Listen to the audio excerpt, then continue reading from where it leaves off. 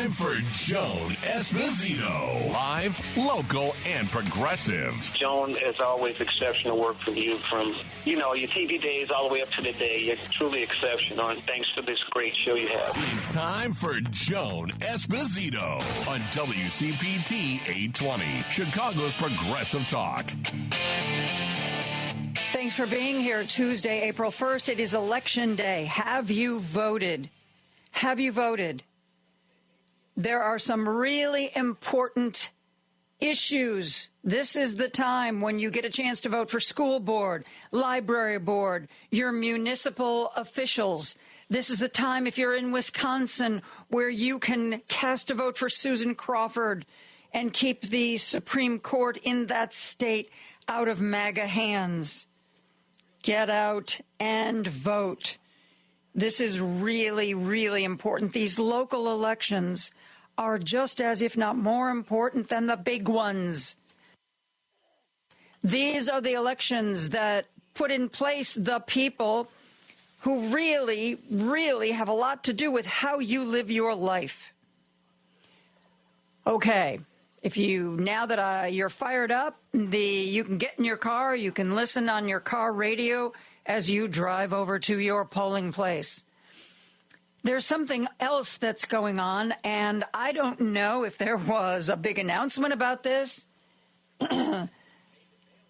Cory Booker took the floor of the Senate last night and started speaking.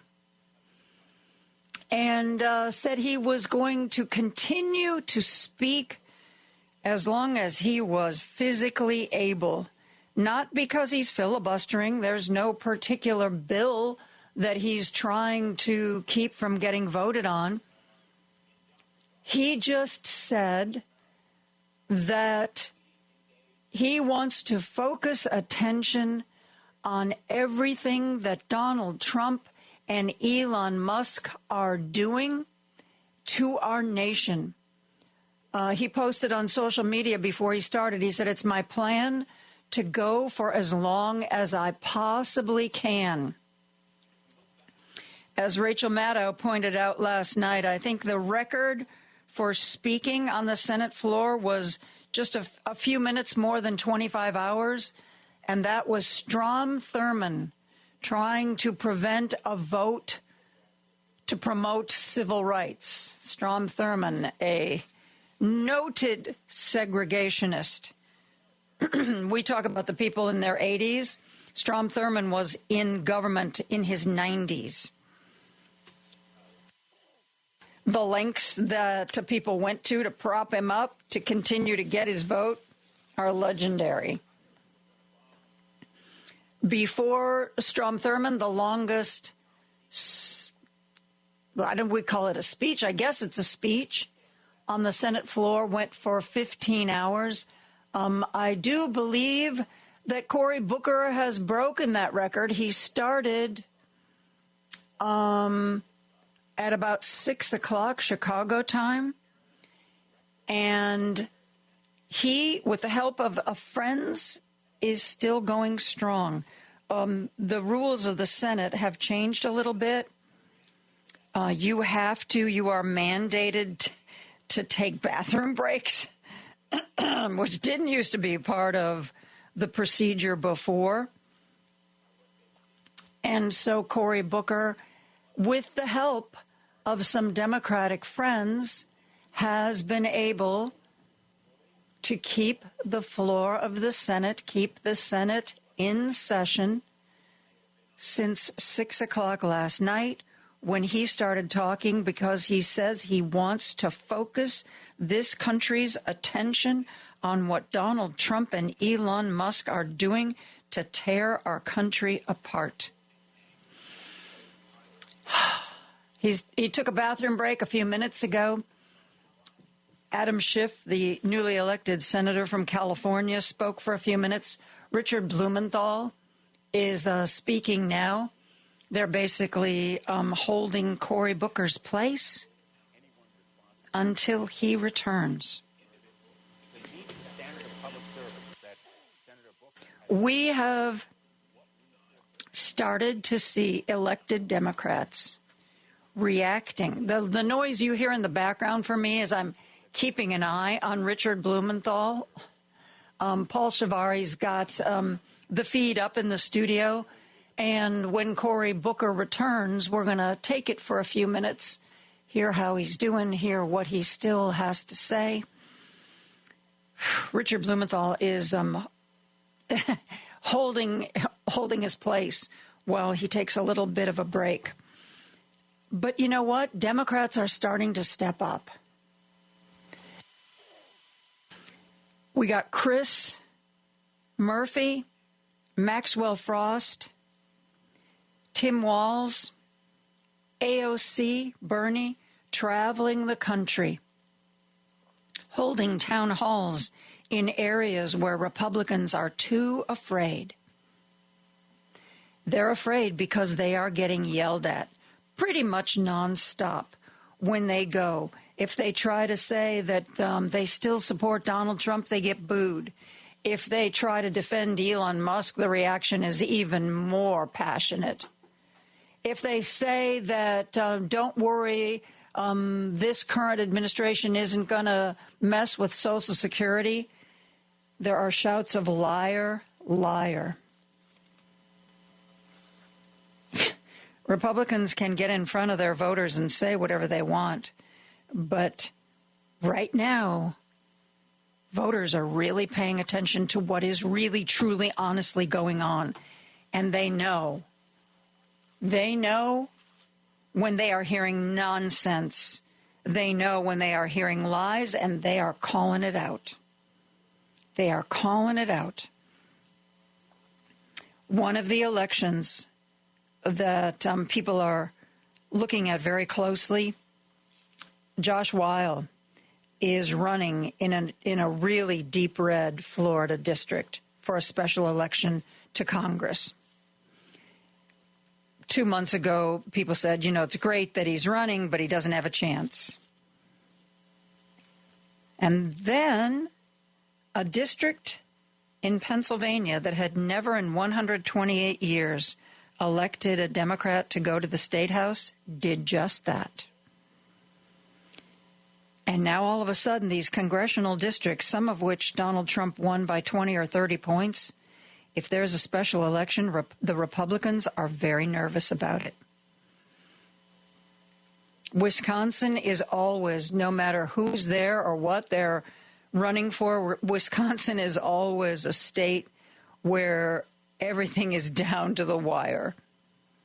Wisconsin is a very purpley state. There are very red reds. There are very blue blues. Susan Crawford is the candidate that Democrats are hoping takes a seat on the Supreme Court. If Wisconsinites really want to get rid of gerrymandering, she's the candidate. Brad Schimmel, her opponent, is making no bones about the fact that he is all in on Donald Trump, which in parts of Wisconsin is a popular message, but unfortunately it wasn't Donald Trump who came to Wisconsin to campaign for him. It was Elon Musk, who has also spent, by some estimates now, $20 million on this election. And Elon Musk, my friends, is extremely unpopular, and not just among Democrats. Elon Musk is very unpopular among Republicans. So we are watching a lot of races very carefully. There are some big mayor's races. Aurora here in Illinois is one of those places. The city of Evanston is voting for mayor. Lots of elections here in Illinois. We've got some special elections for Congress. We've got the Wisconsin Supreme Court seat. And this election is described by many as a referendum on Trump and Musk. The State House election in Pennsylvania terrified the Republican Party, terrified them. if they figured if they could lose in that district that sent a Democrat to the state Senate in Pennsylvania is so red that in previous elections, Republicans haven't even bothered to campaign. It was such a sure thing. And this time around, they lost the seat. Cory Booker has returned to the podium. Don't ask me how, but this guy looks as fresh as he looked last night when I watched him. Whew. Paul, let's dip in and, oh, wait a minute. Who's he? He's throwing it to somebody again? Miss Rosen. For the last 6 years I've been here, the best seat in the Senate. You and I. And now it's both of them. Take care of your mother, who is my constituent. Yes. My constituent. Yes. So, Senator Rosen and Senator Booker. In our hands. Who I It's a suspect, tag team. like my cousin and my brother in the gallery, that my mom is watching. Yes, well. From Las Vegas. Yes, and we appreciate what a good mother she was and how she raised you to be strong and to be smart and to be kind. And boy, oh boy, did she give you some damn stamina. I'll just tell you that, sir. We are in awe. But my question is, thank you, Mr. Booker. Thank you for what you're doing. Thank you for using your voice to stand up against Trump's administration reckless and extreme policies. And we've got a lot to talk about here. So I'm going to bring it back to Nevada. Yes. Because we got a lot of families in my state, and just like you, those letters, they're overwhelming, and they bring me to tears. The stops in the grocery store, and the airport, and the shopping mall, and the gas station, over and over again. People are worried. People are worried, and they want us to help, and they're wondering about this. People have talked to me about... Senator... Oops. Thank you. People have talked to me about how high costs at the grocery store are squeezing their Paul, budgets. let's pull it back. Jackie Rosen from Nevada, Democratic senator from Nevada, she and Cory Booker are now having a chat on the Senate floor. The two of them. Cory Booker took to the Senate floor last night about 6 p.m. Chicago time.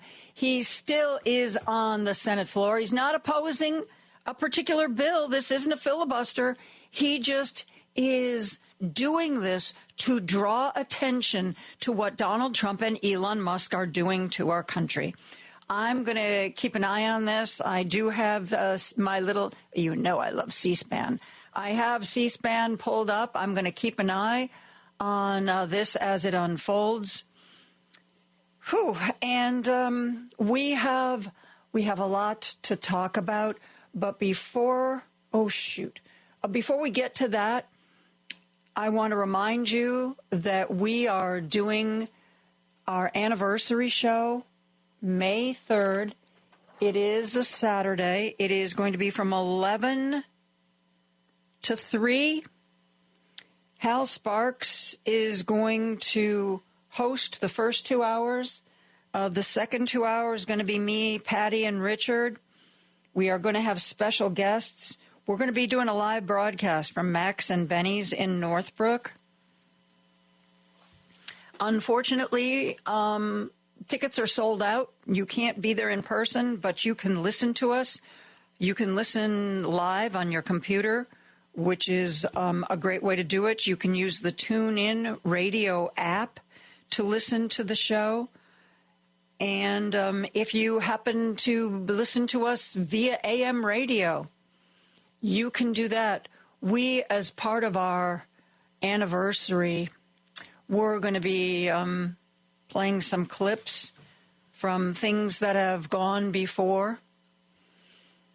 One of the clips I wanted to actually share with you today, it is a clip of Dick Kay. Dick Kay coming on the radio to talk about Joe Biden being elected president in 2020. Paul, go ahead and play that. All of the show prep out. Got the news this morning that Joe Biden has been elected the 46th president of the United States. I said this when we covered the election returns the night of the election. I said it. I'm going to say it again. I repeat what Gerald Ford said when he pardoned Richard Nixon. Our long national nightmare is over. Oh, well, I miss both those guys, Biden and Dick Hay. I can only imagine what Dick would be saying today. Can you? Think about Mr. K, who was rarely at a loss for words. Our long national nightmare is over. But, Dick, we went back to sleep and we had that nightmare again. I am so sorry to say. Ben Wickler, among other things, was on with Rachel Maddow last night. Had some things to say about the election in Wisconsin. He said that, he said a couple of things. He said that voters there were really feeling it. They were really feeling the energy of this election, voters in Wisconsin. Let's listen to a little bit of Ben Wickler from last night about voters. So Elon Musk has put in about $26 million. That's more than any person has ever put into any judicial election anywhere in American history. The ads that he's funding all over Wisconsin are ads about Donald Trump, saying that Brad Schimmel will advance Trump's agenda. You have to vote for Brad Schimmel if you want to make sure that Trump can do the things he's trying to do. Their goal is to energize the MAGA base. It's not to persuade anyone. It's to turn out more Trump voters to turn out for Brad Schimmel. Now, the other side of that coin is that so many people, frankly, of all politics, especially Democrats, but independents, some Republicans, feel like we are in a moment of crisis, a national emergency in which this unelected mega billionaire is shredding Social Security, the Veterans Administration, the rule of law. They're trying to impeach judges federally, and here he is reaching into Wisconsin to try to buy our judicial system. And so this is a chance to fight back against that.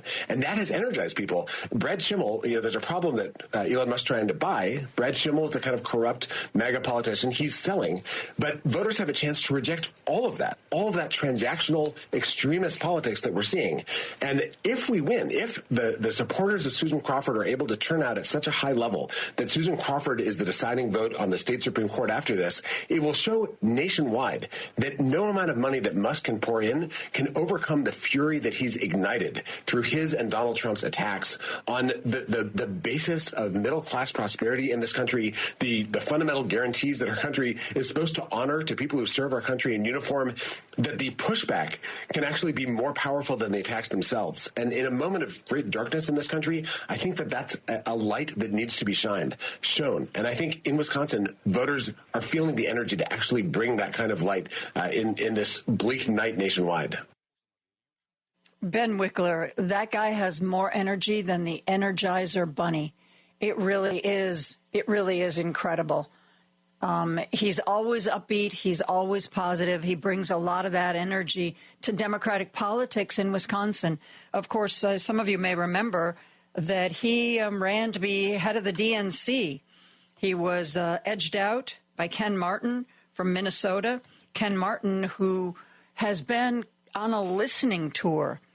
Ken Martin has been traveling the country, talking to Democrats, finding out what are your issues? What are your problems? What are your needs?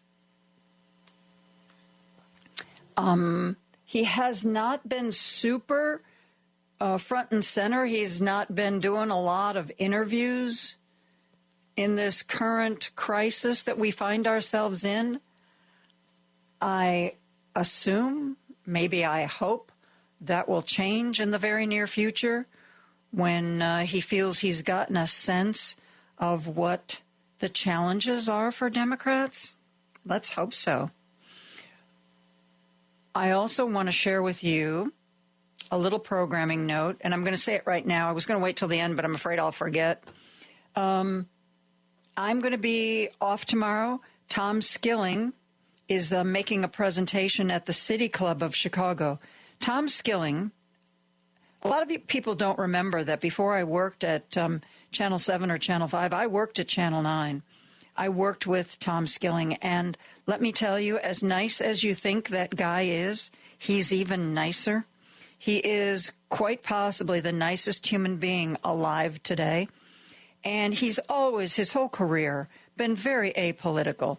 All he cares about is the weather, truly, and he cares about that so passionately. But with talk that the National Oceanic and Atmospheric Administration and all of the people who do the weather forecasting at the government, that those departments are going to be either downsized or privatized, has got him just crazed. He knows better than anybody how important those agencies are. Where do you think weather people get their forecasts? By and large, they get them from the government researchers. Anyway, he's going to be speaking at the City Club tomorrow. I will, of course, talk about what he has to say on my show on Thursday, but I'm also going to be joining Richard Chu Thursday morning at 6:30 a.m. To tell him about what Tom Skilling had to say, what the news of the presentation was. So Turi Ryder will be in tomorrow, and I will be on with Richard Chu Thursday at 6:30 in the morning, and then I will, of course, be on again at 2 p.m. in the afternoon. Looks like Jackie Rosen sat down. Cory Booker back at it. Let's listen into that, Paul. I will drop cases against you. I will pardon you if, as he said in a recent pardon, he was a pro-Trump guy. I don't understand this. I really don't. And I don't understand how he tries to divide Americans. I got on a plane once. I'm on a plane, and I'm juggling to put my carry-on up, and I get lots of reactions in airports. I have to say, on the whole part, good, but occasionally I think my colleagues next month should send me a Mother's Day card, because occasionally I get called, "You mother," with something following it. And so here I am putting up my overhead baggage, and I sit down next to two people, the presiding officer before this, my friend from Alabama, two Alabamans, one 80 years old, one 60 years old, mother and daughter. And they see people paying attention to me. They said, "Who are you? Are you a professional athlete?" And as a middle-aged, overweight black guy, my ego wasn't insulted. I wanted to say, well, I could be, but I chose to serve the people. But no, I go, "No, ma'am, I'm not." "Well, who are you then?" I go, "Well, I'm a senator." And we're so conditioned in America, if we meet a congressperson out and about, the first thing we want to know is, whose team are you on? My team or their team? It's us versus them. Horrible dynamic of tribalism in our country. And I took a deep breath, and I looked at these two great American women, and I said, "Ma'am, I'm a Democrat." And the woman next to me looks at me suddenly sour, and she said, "I should have brought my Trump hat," and she wheeled it away from me. And immediately I said, "You know what? I'm not going to dance to this tune. I'm going to scratch this record. And I looked at her and I go, "Oh my gosh, Donald Trump signed two of the biggest bills I wrote in Congress into law." I said the First Step Act, which we passed in this body, 87 votes. We would have got 88 if one of my dear friends and colleagues was not off trying to do whatever in the world and he wasn't here to vote on it. And I talked about opportunity zones, working with Tim Scott to get billions of dollars invested into some of our country's poorest rural and urban areas. Now, they were confused. But by the end of that flight, Donald Trump didn't divide us, though. By the end of that flight, I was talking to them like fellow Americans, and we found so many. Cory Booker started at 6 o'clock last night on the Senate floor, not to prevent a bill from being voted on, just to bring America's attention to what is happening and what Donald Trump and Elon Musk are doing to us. We're going to take a break. We're going to open up the phone lines and keep talking about the news of the day right after this. Joan Esposito, live, local, and progressive on WCPT 820. 773-763-9278. 773-763-9278. Already got a text from somebody who said that they've been out voting. Never seen it so crowded. They've been voting since the 90s. Never seen a polling place so crowded. Not sure what it means, but I hope it's good news for Susan Crawford. Let's go to the phone lines. Our good friend Jim is on the line. Hey, Jim, how are you? Hi, Joan. In my mind, implement the philosophy of the Heritage Foundation and Project 2025. You're going to need a large reservoir of combative, belligerent politicians to carry this on a generation or two, because if you ask them a cogent question or any question that's pertinent to anything in history, they have no response. And as far as Trump is concerned, he wants to be on with the rest of the presidents up on the mountain. I escaped my mind for a minute. And also, you heard at the Kennedy Center, he took Jack Kennedy's portrait down and put up his own with his family. And he's going to have the January 6ers choir. The January 6ers, especially some can sing. I apparently have the ability to hum a tune, so they're going to play. So that should be an opening night that nobody can forget. But I don't think Trump understands Project 2025 or the Heritage Foundation or anybody else on Earth for that matter. Not unless they gave him a copy of Project 2025 that was all pictures, like a Project 2025 graphic novel, maybe. I mean, that was reported when he was in the White House the first time. Remember, people learned very quickly that he never read any of the briefing materials, and that if they wanted to brief him, they had to prepare graphs and charts and pictures. They couldn't just give him anything to read. But, Joan, the Republicans have to wear this and wear it for God knows how long, but they've got to wear this because they're the ones that can't answer straight questions. They're the ones that make up absolute nonsense. You got Carrie Lake, believe it or not, is running the Radio Free Europe for the 83 years of Voice of America. She's head of Voice of America. He named her head of Voice of America and then announced he was going to close Voice of America. Oh, poor Carrie. In a job, out of a job, in a job, out of a job. But Carrie Lake said that, well, democracy's, I don't know about democracy. Of course, she doesn't know anything about it.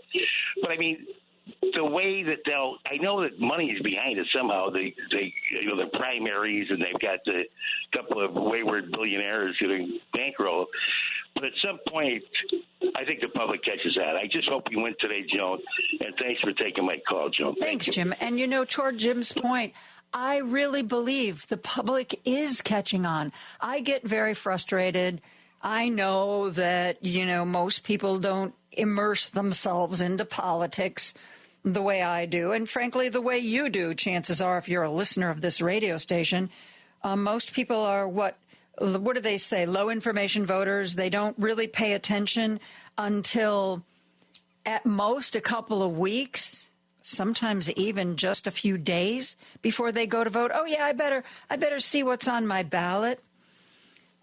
But this time, there has been this tsunami of reporting on all the different things that Elon Musk is doing and all the different things that people are afraid of. Medicaid, even Tommy Tuberville. God help us.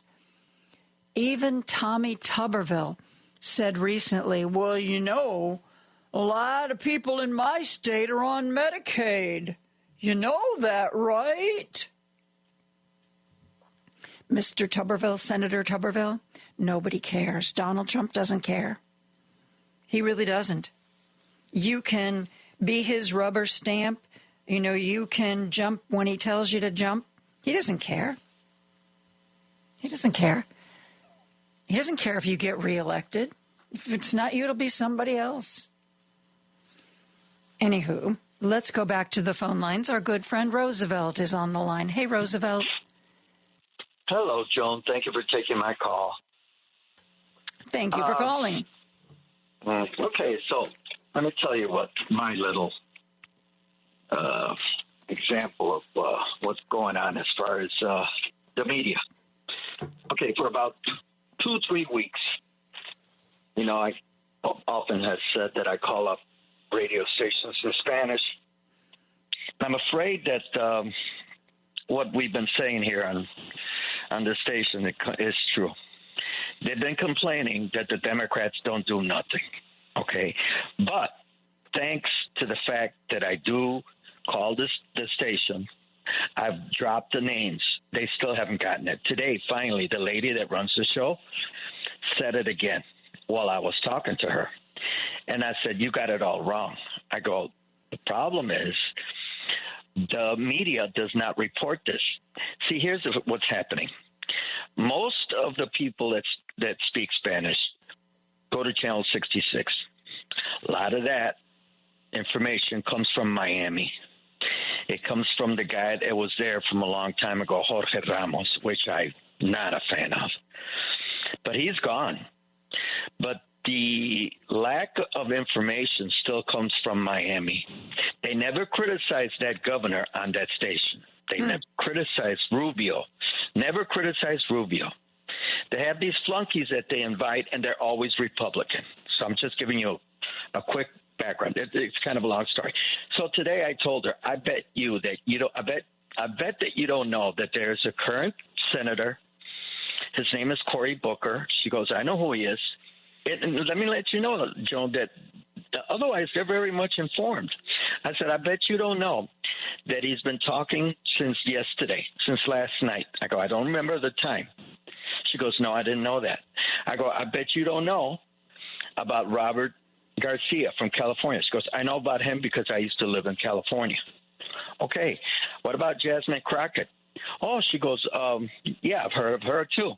I go, what about Castro recently, also from Texas? What about, what's the other gentleman? Casar. Greg Casar, yeah, from Austin. Yeah, I go, from Austin, 35 years old, of Mexican descent. She goes, I didn't know about him. I go, that's my point. The media is not letting us, as a Spanish community, a Spanish-speaking community, letting us know what the Democrats are doing. They're in this. I go, as soon as Trump drops any ridiculous stuff, it's known within seconds. I go, you have had a chance for hours, and you didn't know about Cory Booker. I believe he's from Boston, I said. So I go, that's my point. I go, my point is you guys don't see this. I go, that's a problem because, you know, that's why people vote against their own interests. That's part of it. It's because the media, the Spanish-speaking media, I go, it's done in English. Can you imagine how much information is not reported in Spanish? Because it's controlled by just several TV stations. I mean, like I said, Channel 66 is like Fox News. Hey, Roosevelt, do they ever talk about Wisconsin? I was just reading this morning that the leader of some Hispanic political organization in Wisconsin was upset because he said that he didn't feel that either the Republicans or the Democrats really reached out to voters, the Hispanic voters in Wisconsin. Has there been any talk on Spanish radio about that? Nothing. Nothing, Joan. Now, let me go a step further, and I'm going to try to be as brief, because I know as brief as I can. And I often call up and say those people down there in Florida are very much in it for Trump. I go, to be specific, the Cuban Americans. They convinced that lady that you often play, the Venezuelan lady, the one that spoke, that she felt that she was betrayed, or they were betrayed, the Venezuelan community. And one of them is Maria Elvira Salazar. She is a snake. You could find so many videos. I could send them to you if you want, and stuff that she's done. She gave herself credit. She stood in front, and I've seen it. She stood in front of a giant check, just like when you win the lotto, and said that the money that was sent by Biden was because of her. But she was caught in a lie because there was a reporter that said, you voted against that bill, that was bipartisan. Yeah. Remember when the 15 So what's your Republicans sense, voted? Roosevelt? What's your sense? It's been widely reported that a Hispanic vote was a big part of the vote for Donald Trump in the last election. A lot of people who voted for Trump, though, have soured on him. In listening to Spanish radio, though, my sense from what you're saying is you don't get the feeling that, at least from what they're talking about, that the Hispanic community has soured on Trump. Is that correct? Well, they have, thanks to the fact that I call on a daily basis because I challenge them. And this is the way I lay it out, Joan. I take no prisoners. I said I challenge anybody that what I'm saying is not the truth. But there's knuckleheads still in my, that I'm Mexican, in my community, and because of the fact that they're males, and this, even in your state, on your station, you say that they want the woman at home. So there's still a lot of Mexican men that want that kind, and that's why they voted for Trump. But my sense is that they're waking up. Put it this way. Interesting. There was a lot. Put it this way. There was a lot of following before. There was guys that would call up, and I would challenge them, because they were talking all this BS from Fox News. I've heard that for years, and they would mention all this other stuff. Both sides are the same, especially what coming from Florida, the state of Florida. They always say the ace in the hole for them is both sides are the same. So they want to discourage people. I know what they're doing. They want to discourage people. They've been doing that. That's what part of the factor. But the Cuban-American community voted big blocks. They always vote Republican because of, the Bay of Pigs, and you'll go on and all this other stuff. But there's people, there's snakes like Maria Vera Salazar, like the Ballard brothers, like this other guy Rodriguez. He's big down there in Florida, and he's some Republican leader down there. But they convinced the Venezuelan community to vote for Trump, and that's why you played that little lady. Thanks to you, I let them know what was going on. But the sense now is that, put it this way, I know I'm coming a long way here, but I'm coming around, and that is the fact that they soured. They don't want him at all. And you know what? The Mexican community are, thanks to, I give myself a little credit, thanks for the fact that I set them straight. I said, look, you see, and I go right in front of the door. I say, I'm a Democrat.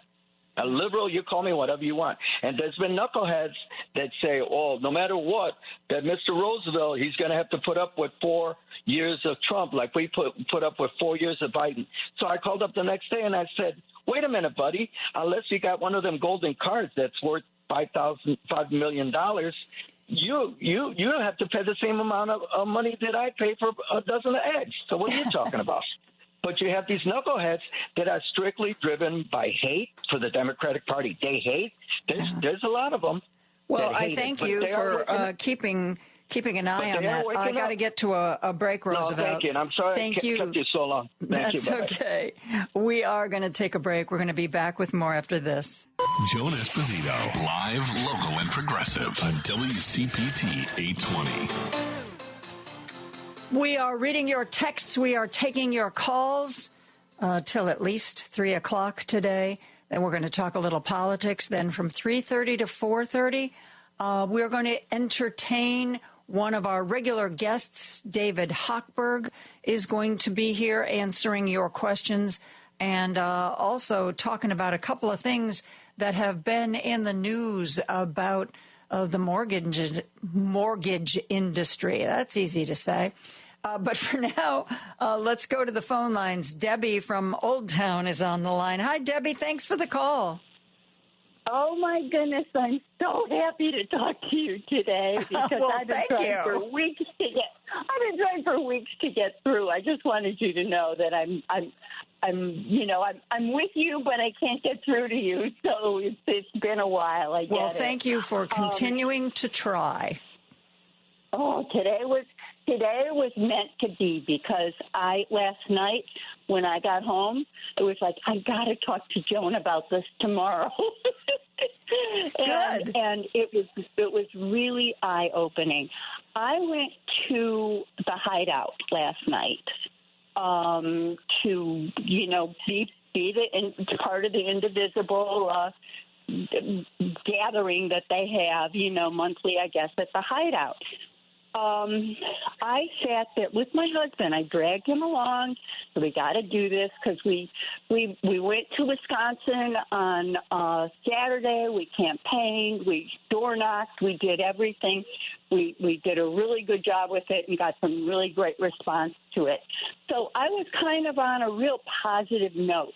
And I was like, yes, I'm going to do Indivisible, and I'm going to go to the rally on Saturday, and we're going to fight this thing tooth and nail. Well, I sat there listening to an hour of two speakers, Ann Marge and the other gentleman, I don't know what his name is. He's the tall man that runs Indivisible with her. I sat there with my husband, and they trashed the Democrats so badly. I was seething at the mouth, seething. We have no plan. We have nothing. Nobody fights. Nobody this. Oh, except Bernie and Ocasio.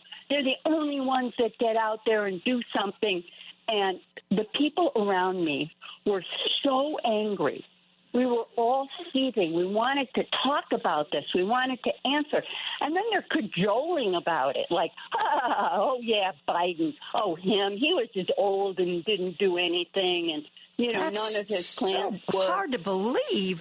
Oh, my gosh. I would have been just as upset as you. Probably maybe a little more vocal. I don't know if I could have kept quiet. I was. Afterward, you couldn't get a word in edgewise. I was raising my hand, like waving back there with a couple of other people, and they didn't call on anybody.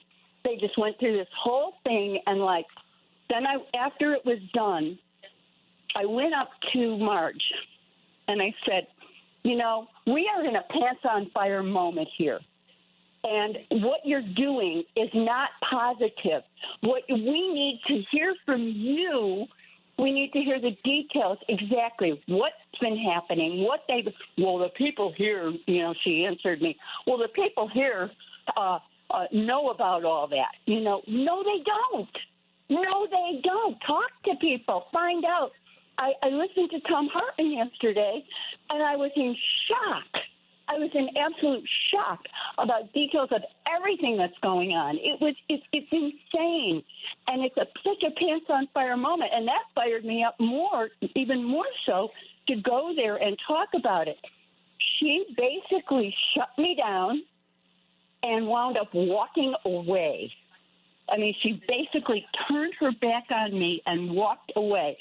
Then she went through the crowd, and when she came back to where I was, I was standing there with a group of people that were around me in the conversation, while this was going on. Mm-hmm. And they were like, well, we want to talk to her. We want to talk. And I said, excuse me, I have people here that feel the same. Excuse me. She turned her back and walked away. She did not want to hear it. She didn't. I was so frustrated. It's like, okay, now where do I go? We were treated so well by the Whiz Dems when we went canvassing. And then I came home and I turned on Rachel.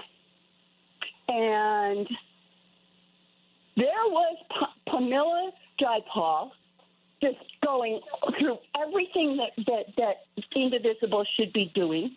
She has a resistance lab. Yeah, which was she's been doing resistance labs all across the country, where it's basically a how-to.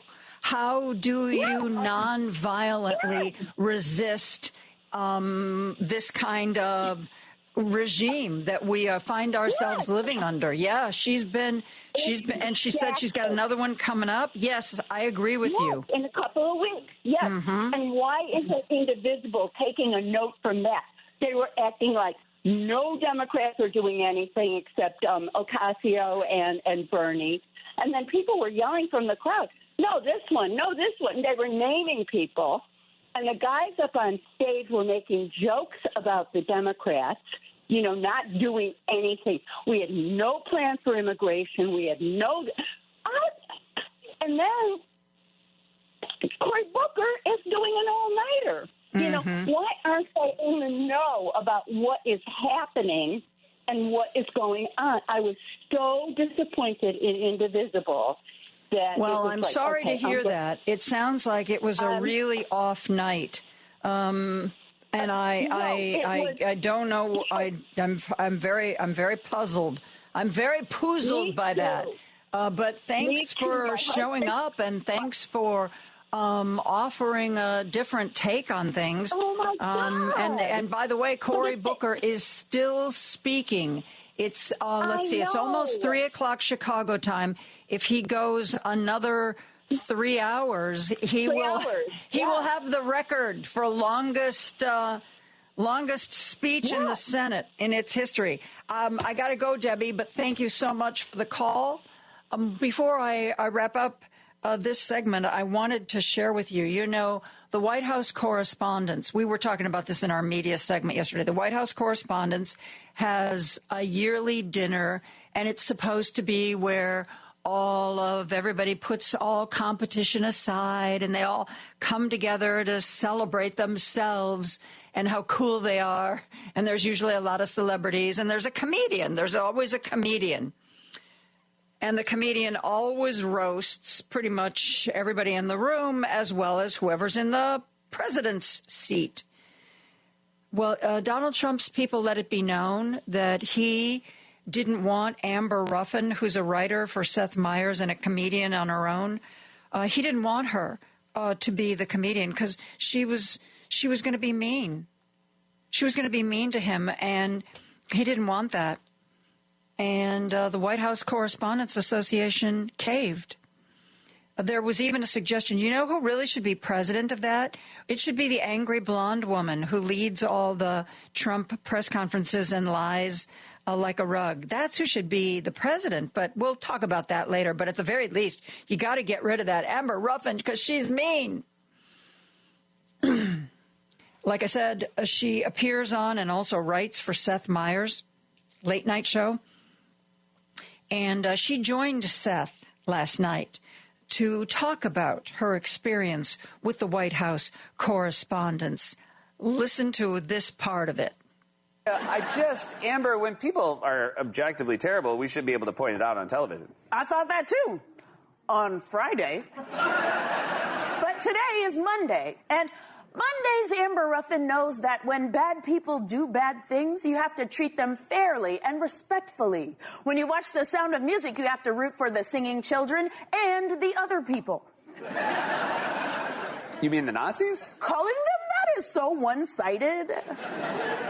Don't you think you're exaggerating? For now. I mean, just the whole reason we have a free press is so we can report stories, you know, as they actually happen. No, we have a free press so that we can be nice to Republicans at fancy dinners. That's what it says in the First Amendment. It does? I think so. I can't read it. They wrote it in that loopy cursive. Yeah. But the point is that you're sowing the seeds of discord. And I used to be the same way. I thought, when people take away your rights, erase your history, and deport your friends, you're supposed to call it out. But I was wrong. Glad to find that out now, because if they had let me give that speech, ooh, baby, I would have been so terrifically mean. Just burning everyone? You know I would have been on one.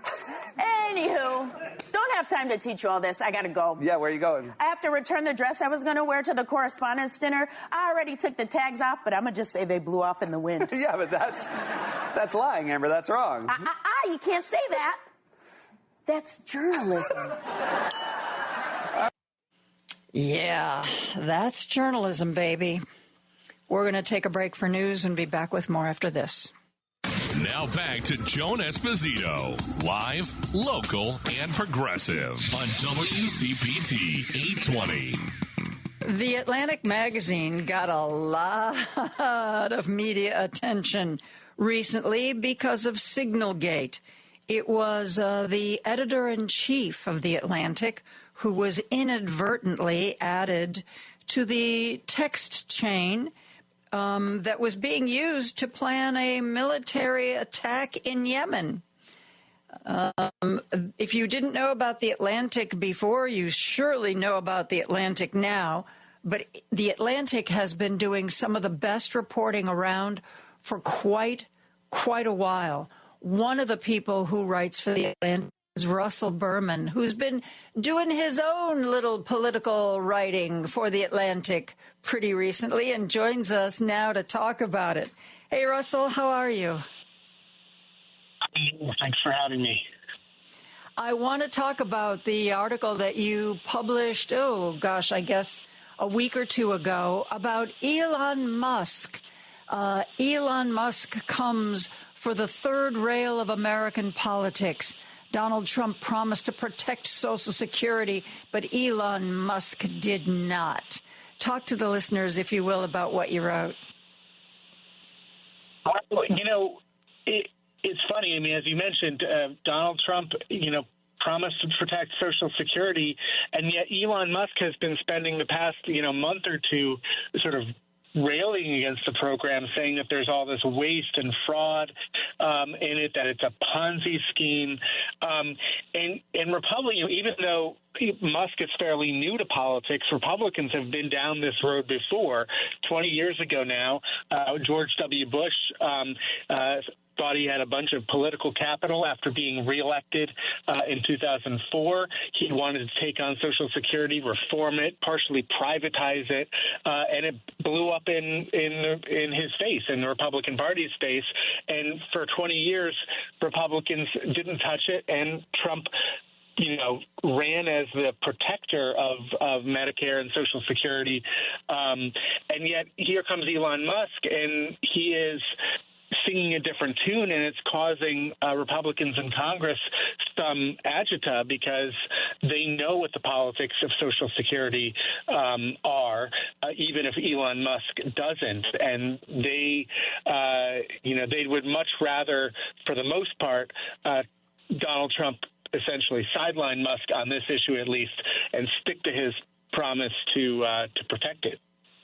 There have been reports, yours among them, that this has been the word that Republicans are trying to get to the White House, but privately. At what point is this going to be a public schism, or am I just being too ridiculous to think that Republicans will ever publicly say anything against Elon Musk and Donald Trump? Right. It's a very delicate balance here. You're right. It's in today's Republican Party, it's hard to see any kind of all-out revolt against Trump or really Musk for that matter, because even though Musk is politically unpopular, he has billions of dollars to act as his sort of reinforcements and his muscle, if you will. But we are starting to hear Republicans talk more openly and more critically of what Musk is doing, particularly when he goes after Social Security, and particularly when he goes after programs that these Republicans are hearing about from their constituents, and where either they individually or the party as a whole, especially in the House, could be threatened by it, right? The Republicans have a very small majority in the House, even a few seats, and they would lose that. We're going to see special elections tonight, which are going to give an indication of just how big the backlash might be against Republicans for what Trump and Musk are doing. And so you are starting to see that pushback, and I think the politics and the electoral politics will determine how loud it gets, right? So if the Republicans, if there's a huge swing in these special elections in Florida today, for example, even if Republicans hold on to those seats because they're very Trump-heavy districts, they're not expected to lose. But if there's a big swing toward the Democrats, then you're going to start to see Republicans have a little bit more courage in standing up and say, hey, we need to slow down or go in a different direction. Russell, I've also been told by people that the Supreme Court election in Wisconsin might be a barometer of whether or not currently elected Republicans have the courage to stand up to Elon Musk. He's sunk, by some accounts, $20 million into Brad Schimmel's campaign.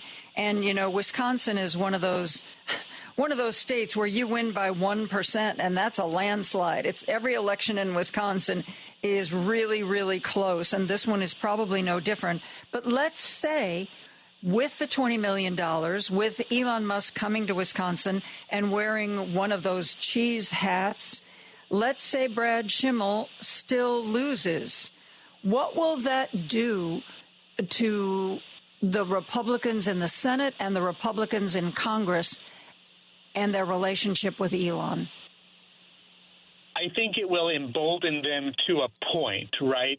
I don't think you're going to see any kind of frontal attacks on Musk from Republicans, but they will be emboldened to try to sort of push the White House and push Trump to say, hey, let's wrap up Doge's work. Elon Musk has done what he came here to do. He's fulfilled his assignment, and now let's let Elon Musk go back to Tesla and SpaceX and his companies having, mission accomplished, so to speak, so that they can, get him away from direct involvement in dismantling the federal government, which if what might happen in Wisconsin happens, is proving to be unpopular. And what in Wisconsin, you mention it, and it's so important because more so than in the elections in Florida, the elections in Florida are obviously directly for the House. But the judicial election in Wisconsin is the one where Elon Musk has actually put his money down. And if the Democrats win that despite him putting all that money down, Republicans maybe wouldn't be so afraid of his money, because it would show that even when Musk tries to essentially buy a single local election, and if he's unable to do that, that will, it will obviously enthuse Democrats, make them more confident going into next year's elections. And it might even a little bit embolden some Republicans to start pushing back a little harder. Kara Swisher, the tech reporter, said on MSNBC that Musk serves as a heat shield for Donald Trump. He's doing the things that Trump wants him to do, but like you say, if it turns into a disaster, he's got somebody, he would never say you're fired, because Elon, he wants to keep that those campaign donations coming. But I can see a scenario where Donald Trump goes, oh, man, this guy is the best. I just love him. His companies really need his attention. So I thank him for his service. He's welcome back anytime. But I know he really wants to focus his time on Starlink and Tesla. I mean, it seems like the kind of thing that Donald Trump could do. What are the odds? Tell me, when is it going to happen? Right away, 6 months? When do I have to celebrate? Well, sometime between those 2 points, right? I think we'll see again how the elections go today. That could either expedite or slow down that timeline.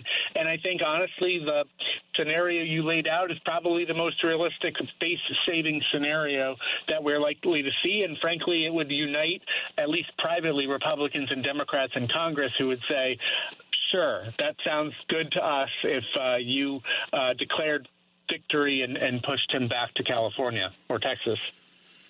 I want to talk to you also about what you wrote about Tom Cole.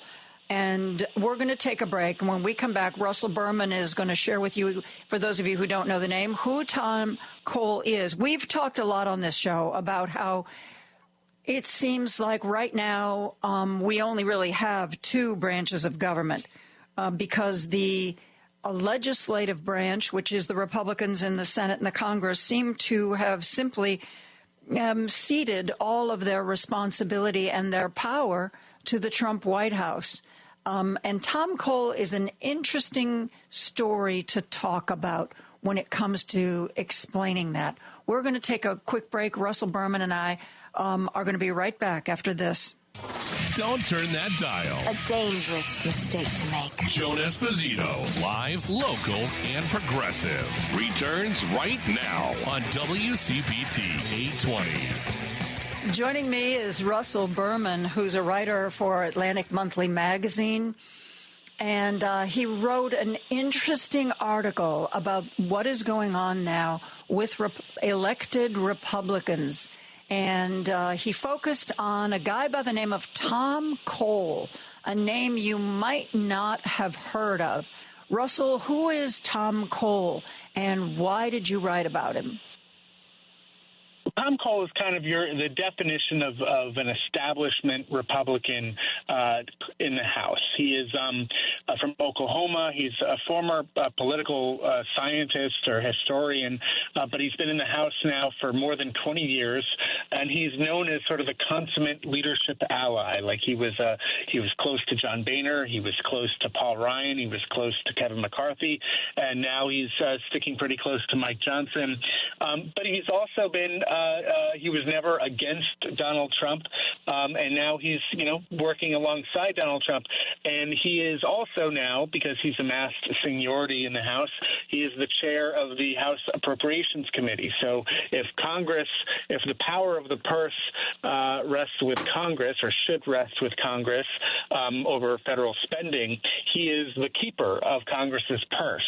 And so if anybody was going to object to Trump and Musk's unilateral cuts to programs, to agencies like USAID or the Department of Education, it would be somebody like Tom Cole, who is not a MAGA Republican, even though he has made his peace with Donald Trump. But I interviewed him, and he's fine with what Musk and Trump are doing, even if it infringes or impinges on his prerogative as the chair of the Appropriations Committee, and it kind of demonstrates how much Republicans right now are in thrall to Trump. He's fine. Why? Because he agrees with them. He thinks that Musk is behaving in a way that maybe benefits Republicans, or he's fine because at least until we get some election results, everybody's afraid of Trump's anger and Musk's money. I think it's a little bit of column A and a little bit of column B. I think the thing about Tom Cole is that, yes, he is an establishment Republican, kind of an old school Republican, but he's also a party man, and he's always been a party man. He was the chair of their campaign committee a number of years ago. As I said, he sticks close to the leadership, so he criticizes the people who are opposing the leadership, but he stays close to the leadership. And so, he explained it to me in a matter of simple politics, and he's not the kind of politician who apologizes for politics being politics. Democrats were in the latest negotiations, they were demanding that the funding bill restrict Elon Musk and Doge and Trump, and Cole was like, I'm sorry, that's not happening. You wouldn't agree to that for somebody like a Barack Obama or Joe Biden, and we're not going to agree to that with Donald Trump. And so at the end of the day, he's basically showing that he's loyal to the party above all. You said that in your article that Tom Cole and Elon Musk sat down over bourbon and cigars, and that Cole said that he knows his district better than Doge, and told Elon that it's usually wise to talk to me, because if I think it's a wrong move, I'm going to say no, I'm not going to be a part of it. Has Tom Cole, to the best of your knowledge, said no to anything yet? He hasn't said no publicly, but this anecdote, I think, illustrates that he is taking his concerns, to the extent that he has them, behind the scenes, right? He is, even though publicly he is backing what Doge and Musk are doing, he's not quiet about, making sure they know if they're kind of going into areas that are a problem for him or a problem for Republicans. Chief, example here is he actually boasted about preserving or basically saving these facilities in his district or near his district from DOJ cuts. And, of course, the Democrats were up in arms because they're like, okay, you're just protecting your own backyard. Why don't you protect everybody's backyard? And Cole is like, this is what a member of Congress does. I'm sticking up for my constituents, and it's kind of every man for himself, or every person or every member for themselves. I see. So he's not really reining Musk in. He's asking for cutouts. You can go ahead and bring a bulldozer here, but avoid this office because my people work there. That's right. Mm-hmm. And he's not even making he's not making apologies for that. He's like that's what any member of Congress would do, because remember he's a politician who defends politics. You wrote in the middle of March about how behind the scenes Republicans were starting to be afraid of what Musk is doing to their reelection chances. I mean, let's get real. And I know that it's been reported how that Democratic election of a Democrat to the Pennsylvania State House from a district that hadn't voted for a Democrat in 128 years, a district that was considered so safe that a lot of Republicans didn't even bother to campaign to go to either the House of Representatives or the state Senate of Pennsylvania's legislature. And they just voted in a Democrat. It's been reported that particular vote might be the reason why Elise Stefanik wasn't sent to the UN. Is as much as you can share with us in your conversations with Republicans, how would you describe their fears and feelings right now? I think they do. Politically, I think they are very worried, or at least some of them are. I think your point about Elise Stefanik's nomination is well taken, even just in conversations that I've had over the last few days. The indication is that the White House was basically spooked by the election that you mentioned in Pennsylvania and by the polling that they've seen in Wisconsin and in Florida. In Wisconsin, obviously a swing state, but in Florida, in these Trump-heavy districts where you're seeing big swings in the polling. And so, it's early, obviously, so we're, not even 100 days into the administration. And so I think they're not totally panicked, but, we'll see what the results are in these elections tonight. And I think that will determine how much or whether they're going to panic politically. Can you be partially panicked? Would you? Is that one of those all or nothing things? I don't know. That's a good point. Is it an all or nothing thing? I'm not sure. Yeah. I know that reporters hate to speculate, but if Susan Crawford wins the Supreme Court seat in Wisconsin, and let's say Josh Weil wins the special congressional election in Florida's, I believe it's 6th district, how would that change the landscape of would Republicans start speaking out against Musk publicly at that point? Or do you think it's all still going to be publicly, we're in lockstep, behind the scenes we fight? I think you will see some Republicans, especially those in more swingy areas, right, that are less Trump. Less Trumpy, you might see them speaking out. Again, you're in the current moment, you're just never going to see an all-out revolt. I mean, again, anything can happen, but I would be very surprised to see that. But you will see more people speaking out, and then you will see more stories about people who are not speaking out, but who are calling up the White House and saying, please change direction, or please do something to sort of stop the bleeding here. I assume when those folks call the White House that generally speaking they don't talk to Trump directly, but rather to Susie Wiles, his chief of staff. Is she just, it's really hard because she's really low profile to get a strong sense of her. Is she like super loyal to Trump? Is she the sort of person who would be able to go to Trump and say, you should know that a lot of people are very nervous about the midterms, and, would she say, here's what I think we should do? Or tell me what you think about Susie Wiles, I guess, is my long-winded question. Well, I have not covered her. I only know her by reputation, which I think is as you described. It seems like she's the type of person who could tell him that. Now, we know that generally in the second term here, Trump has surrounded himself with people who are going to tell him what he wants to hear, more so than in the first term when he hired people who were more truth tellers, and then they were, shuttled out of the administration pretty quickly.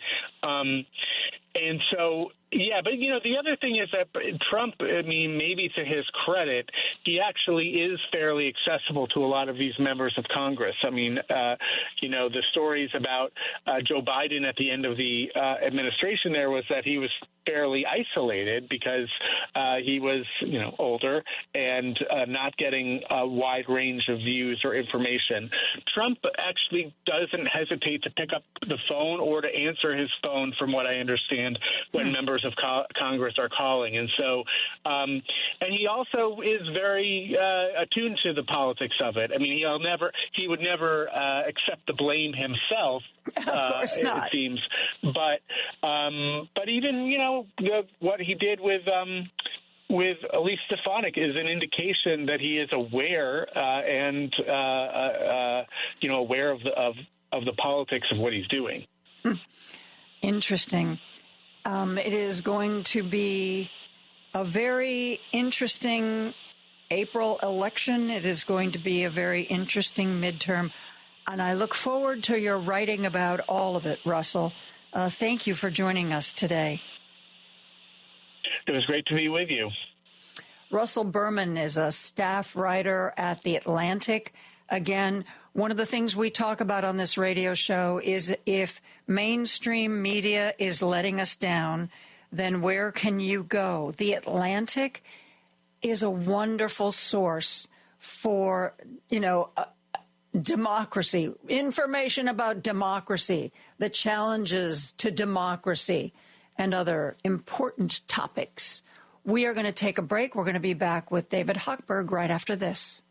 Joan Esposito, live, local, and progressive on WCPT 820. As promised, the lovely and talented David Hochberg is here to answer my questions, to answer your questions. If you want to text in a question or if you want to call in and speak to David, Paul Shivari is back at the studio, eager to take your calls. That number is 773-763-9278, 773-763-9278. And for those of you who are keeping an eye on the time, yes, indeed, Cory Booker and friends are still speaking on the Senate floor. He started about 6 o'clock Chicago time last night. The record held by Strom Thurmond for taking the Senate floor is 24 hours and a few extra minutes. Cory Booker on track very shortly to break that record. He's not opposing a bill, let me be clear. This isn't a filibuster. This is simply Cory Booker taking to the Senate floor to interrupt business as usual, to focus another lens on what is going on in this country, how Elon Musk and Donald Trump are hurting so many people. I'll keep an eye on it and let you know if he decides to call it a day. But I got to tell you, it still looks pretty fresh. So David Hochberg is here. How are you, David? I'm great. I got one question. Does he get to do bathroom breaks, or does he have a trucker buddy there that he gets to urinate on the Senate floor in a container? I was just curious. When Strom Thurmond did his filibuster against the Civil Rights Act, that back in those days they could not stop talking. But the Senate rules have changed, and he is actually required to take bathroom breaks. Oh, cool. Yeah. I was wondering about that. Yeah, I didn't hear anything like that. Only here on WCPT do you get that type of I know. We bring you all the latest laws about toilet. No, because Adam Schiff and Richard Blumenthal and Jackie Rosen from Nevada, Tim Kaine have all been, coming up to keep talking when those breaks are required. So it's Cory Booker and friends on the Senate floor. Hey, I sent David an article from the Wall Street Journal that posted, I don't know, a week or so ago. And it was talking about the housing market. And it said everything you need to know about the lopsided housing market. And there are modest homes selling for a lot of money in certain parts of the country, and fabulous homes not selling at all in other parts of the country. Is that unusual, David? No, it's called Econ 101, supply and demand. But I mean, for one part of the country to be hot and the other part of the country to be ice cold? Well, here, flashback to the pandemic when everybody was leaving Illinois, flying down to Tennessee, just going south, we'll say, right? South, Tennessee, South Carolina, North Carolina, Florida, Georgia, all of those states blew up. Well, the real estate values blew up, and we didn't have a problem up here because the interest rates were in the twos and people were buying houses like crazy. So, but they did have a shortage down in Florida because there was undersupply and over demand. Now, flip the script 4 years later, 5 years later. You've got the opposite happening. You've had a couple of 3-4 hurricanes hit Florida, and the Florida market is very, very soft. So is Texas. The Texas market used to be on fire, not literally, but just figuratively. And those two markets, I worked a polling place today in Northbrook. How I did my civil responsibility here for the candidates I support. And I was talking to a realtor who was running for office, and we were talking about how, the Illinois-Chicago market is stable because there's lack of inventory, and the Texas and Florida market were kind of soft because of the seeking to get out just because of different market factors, supply and demand. That's what the Wall Street Journal concluded. They said the Northeast and the Midwest have more buyers than homes available, while parts of the Sun Belt have an oversupply of homes for sale. Yeah. Wow. It says it's the widest gap in the housing market that we've seen since 2020. Yeah, we just haven't had, we talk about all the time when I come on. We are net, we've been net 1 million houses short being built since the housing collapse from 2008 to 2010-11 that knocked a lot of people out of their homes and also knocked a lot of home builders out. So we haven't seen, in order to keep up with the demand, the United States of America needs to build a million new houses. We haven't done that in the past 10 years. So we need to build 2 to 3 million houses a year just to get back to normal, and then build $1 million houses a year in order to keep up with the current demand. So that's why your $200,000 starter house is now $450,000. Wow. Right? I mean, that's why things are completely out of control. It's 100% Econ 101, supply and demand. And that's all it is. Couple that with the fact that 40% of Americans own their own homes outright, and then 70% of mortgage holders have a mortgage that's 5% or below. So when you've got those type of variables and those type of factors in the marketplace, it's going to take a whole heck of a lot to get those folks who are sitting in 2s and 3s and 4s out of those mortgages and into a new home. So that's where we're at. We've been here for, unfortunately, the past, well, it depends how you look at it. If you've got a 2, a 3, and a 4, you're sitting pretty. And if you're trying to get in, you're not sitting pretty because there's just lack of supply out there. And I am sitting pretty in thanks to you, who you called me up and said, it's time to refinance. And, the only thing that I would sell this house for is if I could find a place where I could have more dogs. I need more. As time goes on, I need more and more dogs in my life. But that's a story for another day, David. I want to start asking you some of the questions people have been texting in. This one I thought was kind of interesting. How do interest rates affect a reverse mortgage? That's a great question. Typically, most reverse mortgages are on a annualized adjustment. The rate goes up, and well, it depends. If you're on a fixed rate loan, it's fixed and it doesn't move. So it depends on the type of mortgage that you take out. If you take out a fixed rate mortgage, which means it's a flat number when you close and you can't go in it and use it like a line of credit, then the rate doesn't change. It's based upon the start rate of the mortgage, reverse mortgage, when you take out the loan. If you take out a home equity conversion mortgage, also known as a HECM, H-E-C-M, HECM, home equity conversion mortgage, which is just a fancy way of saying that's a line of credit against your house that you don't have to pay back because it's a reverse mortgage, the rate is tied to some type of index, and those the indexes that we use and the loans that we do change on an annual basis, changes once a month. So as the rates go up, your rate goes up. As the rates go down, your rate goes down. So, but it adjusts annually.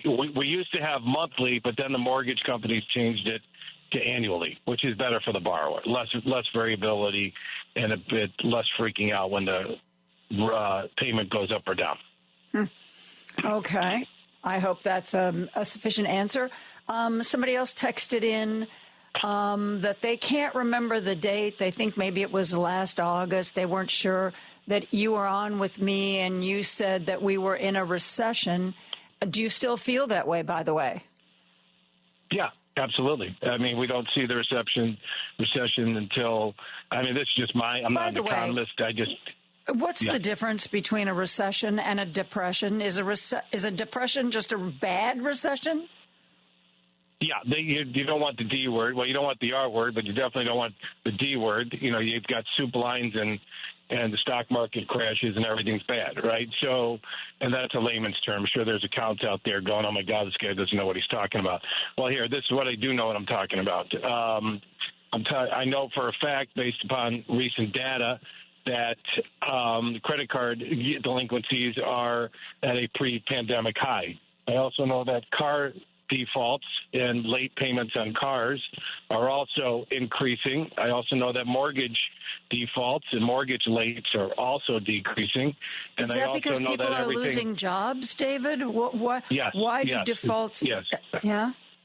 Well, because you can't make your payments. If you can't make your payments, then you've got to start having late payments. So the amount of student loan payments, credit card payments, car loan payments, mortgage payments that are showing 30-day lates up to 90 to 120-day lates are at 5-year highs. And they are, well, some are not at 5-year highs, but they are going increasing. And you don't want to see those numbers increase because that just says that we've got strain in the economy. And I do believe that we had the CPI numbers, the Consumer Price Index numbers, came out a couple of weeks back. I can't remember exactly. And they were great numbers, right? They were down. Inflation was slowing down. And then this putz in the White House starts screwing around with tariffs. And typically when the CPI numbers are down, that's good for inflation. And the bond traders like that. And then the bond traders trade. When you say good for inflation, you mean inflation's going down, right? That's what's good? Yeah, when the Consumer Price Index goes down, CPI goes down, that means that the cost of goods to consumers is lowered, which means that... But isn't inflation going up now?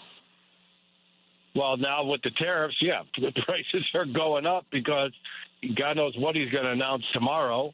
But the bond traders didn't like the tariff talk. And the tariff talks got the bond traders freaked out. So every time we get some good information on the mortgage side, it's like pushing on a pull door, right? We just can't get the damn thing to fully open because, we always have some type of impediment in there to block the full swinging of the revolving door. It was going. Listen, the 10-year bond is in like 416 today.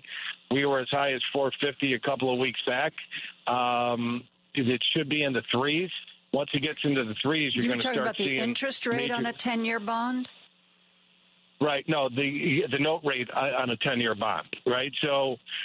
Here, not to go too deep how to make the sausage, but it used to be when you saw the 10-year bond, okay, the note rate, and let's just use 4.16 because that's where it opened today. 2 weeks ago it was at 4.25, okay, and it got up to 4.35. So we've picked up a quarter of a point basically on the 10-year note, okay, on the yield of the 10-year note.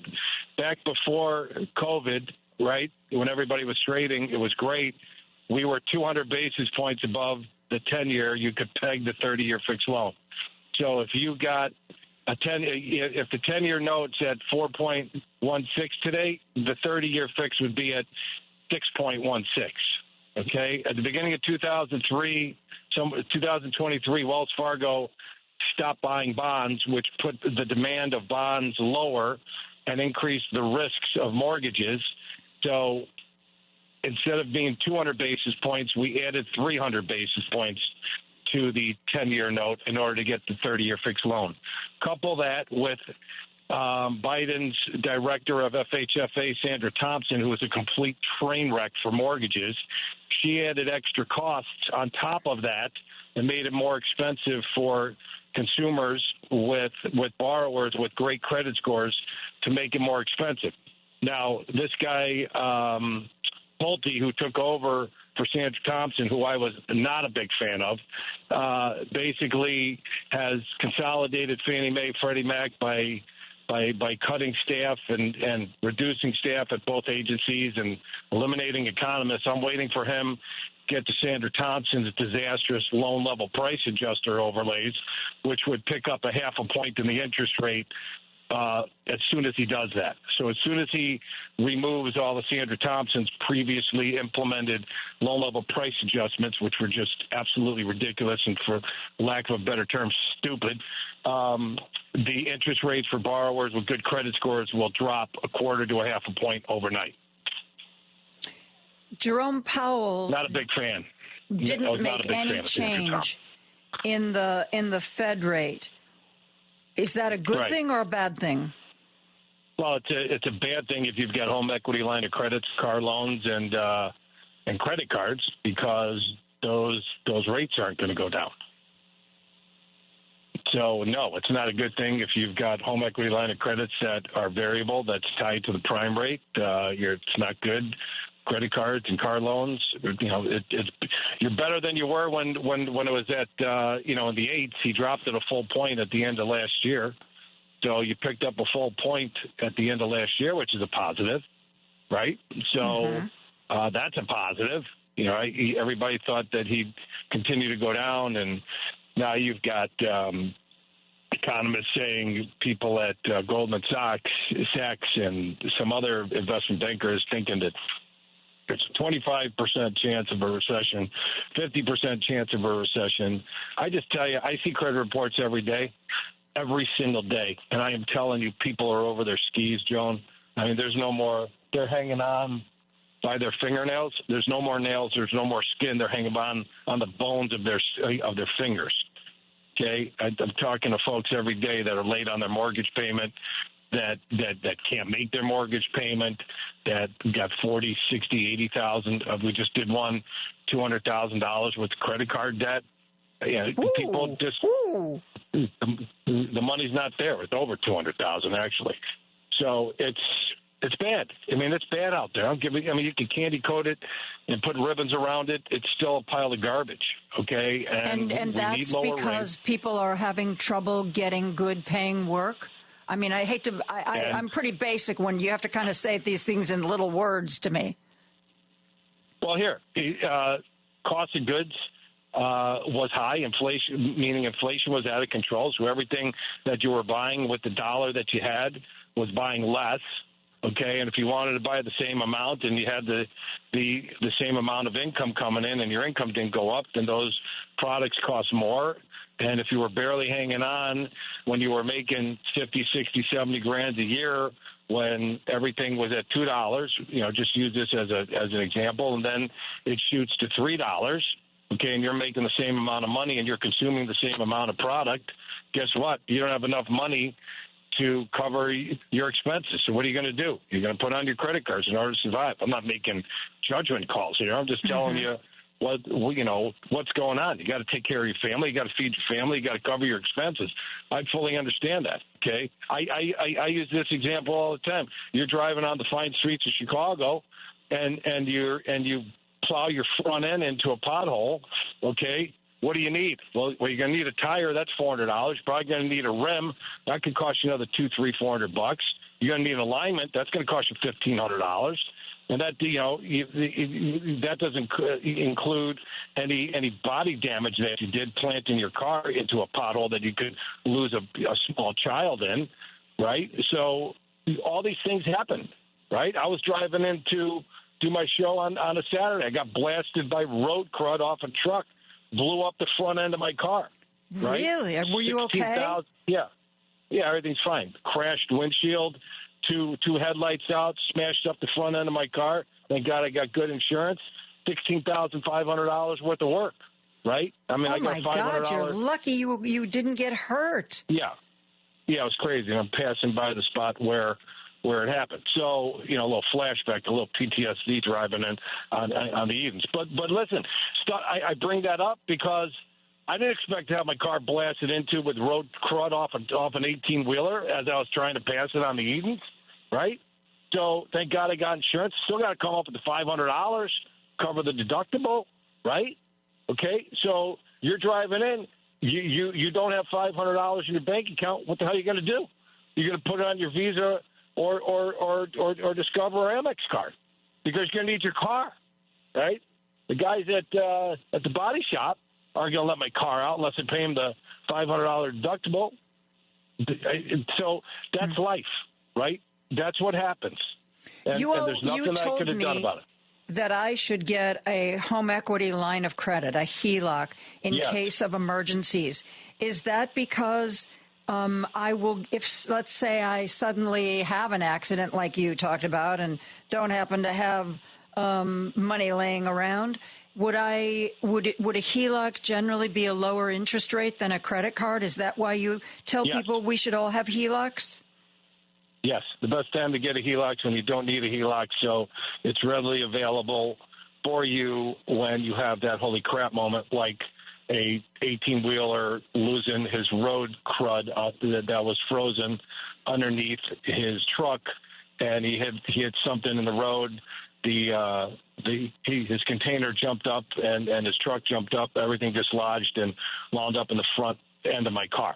Okay, yes, you need to have it, or you lose your job, or somebody gets injured and you can't work and you lose an income partially because you're not making as much, and the disability or the hours lost, there's the income there not to make up the shortage. Or you want to buy a home, like I've got 3 calls this week, and it's only freaking Tuesday, of people that own their home free and clear, want to buy a new home, and don't have a down payment for the new home, okay, and they're downsizing. If they had a HELOC on their existing home while they were gainfully employed, not retired, they could have ripped the $100,000 or $200,000 or $300,000 out on a HELOC, bought their new home for cash, not be sweating in their 70s, worrying about how they're going to finance their new home. And then when they sell their old home, they just pay the HELOC off, and they own their own new home free and clear.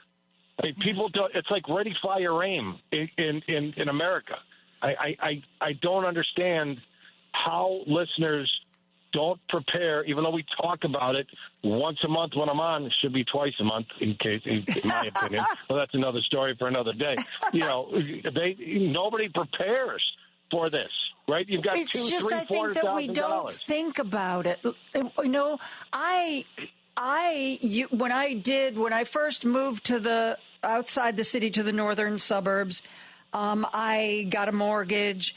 And they didn't, the people doing my mortgage, they said, oh, yeah, there's a HELOC attached to this.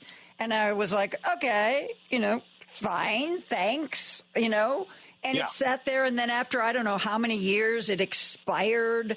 And I just never thought about it again. I didn't really understand why it was a part of the whole deal. Looking back on it now, I know they were looking out for my best interest, but I was kind of like, what, huh? Okay, okay, fine. Well, give me those checks. I'll throw them in a drawer.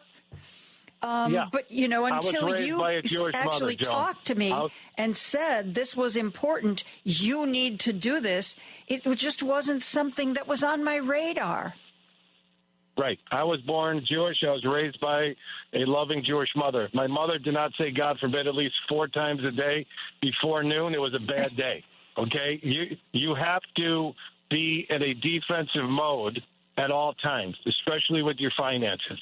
Okay, for the 40% of the homeowners out there and all of your listeners that own their home free and clear, and there is a lot of them, believe it or not, there are a ton of WCPT listeners who are very, very frugal with their money, and they own their homes free and clear, and they're sitting on an asset worth $200,000, $300,000, $400,000, $500,000 plus dollars. Okay, and they have no line of credit. Oh, I've got all this money. Yeah, well, what happens to all of that money and you can't gain access to it? Okay, well, I'm gainfully employed. I got great credit. Great. What happens if you lose that job and you don't have great credit and you're sitting in a $200,000, $300,000, $400,000, $500,000+ home? Can't get to the money, Joan. You can't get to the money when you've got problems going on and all the Michigas and you got all these variables coming down on you and you got 20 gallons of rain coming at you and you've got a teacup there to try to get through the day, right? So for everybody that's got a line of credit, that owns your home free and clear, that doesn't have a line of credit, you are doing you and your family financial malfeasance by not having a line of credit. That's all I have to say. I make zero money on these line of credit. Something else, you talked about how having a job is a big plus when you're doing this. Something else that I learned the hard way, because I did take a very early retirement to raise my kids before I went back to work. If you want to open up a credit card, if you don't have a job, I don't care if you have $10 million in the bank, nobody's going to give you that credit card. I had a friend who was taking a medical retirement from a legal job. And one of the things I said to him is look over your credit cards. If you decide that you have to have an Amex or something else, do it before you leave work, because I don't care how much money you've got. I don't care what your house costs. After you are no longer gainfully employed, those credit card companies are not going to be handing you any plastic. There's a real prejudice against retired people, and I'm tired of it. Well, it's the same principle as a HELOC, right? I'm glad you said went back to work instead of got back to earth, because that would have been another conversation for another show later on tonight. But yeah, listen, you got to put yourself into a defensive mode, and those listeners who think it's all lollipops and licorice and candy canes, it's great until it's not great, and then when it's not great, you're looking for every avenue. Emergency chute out there instead of just being able to open your desk drawer, right, or walking down to the bank and saying, yeah, I'd like $10,000 out of the line of credit I set up 3 years ago that I never touched, but I do need to touch it now. I'd like to pull out $10,000, $20,000, $30,000. Or you know what? Things aren't that great, and we're at 95 degrees in the summertime with 110% humidity, and it feels like 125 with the heat index, and your furnace goes out. And guess what? You don't have a job, but you could go rip $6-7 grand out of your HELOC and pay the HVAC company for a new air conditioner, right? Mm-hmm. I mean, that's what this stuff is there for. Mm-hmm. And nobody plans. Everybody thinks everybody's going to be great. and I got all this money. Yeah, it's great until the money's gone. And not to set up a HELOC is just financial malfeasance for you, and you're putting your stress on your family, which you don't need to put any stress on your family because you got all that equity. So it is what it is. You got a David top of the hour Hochberg break, and I understand.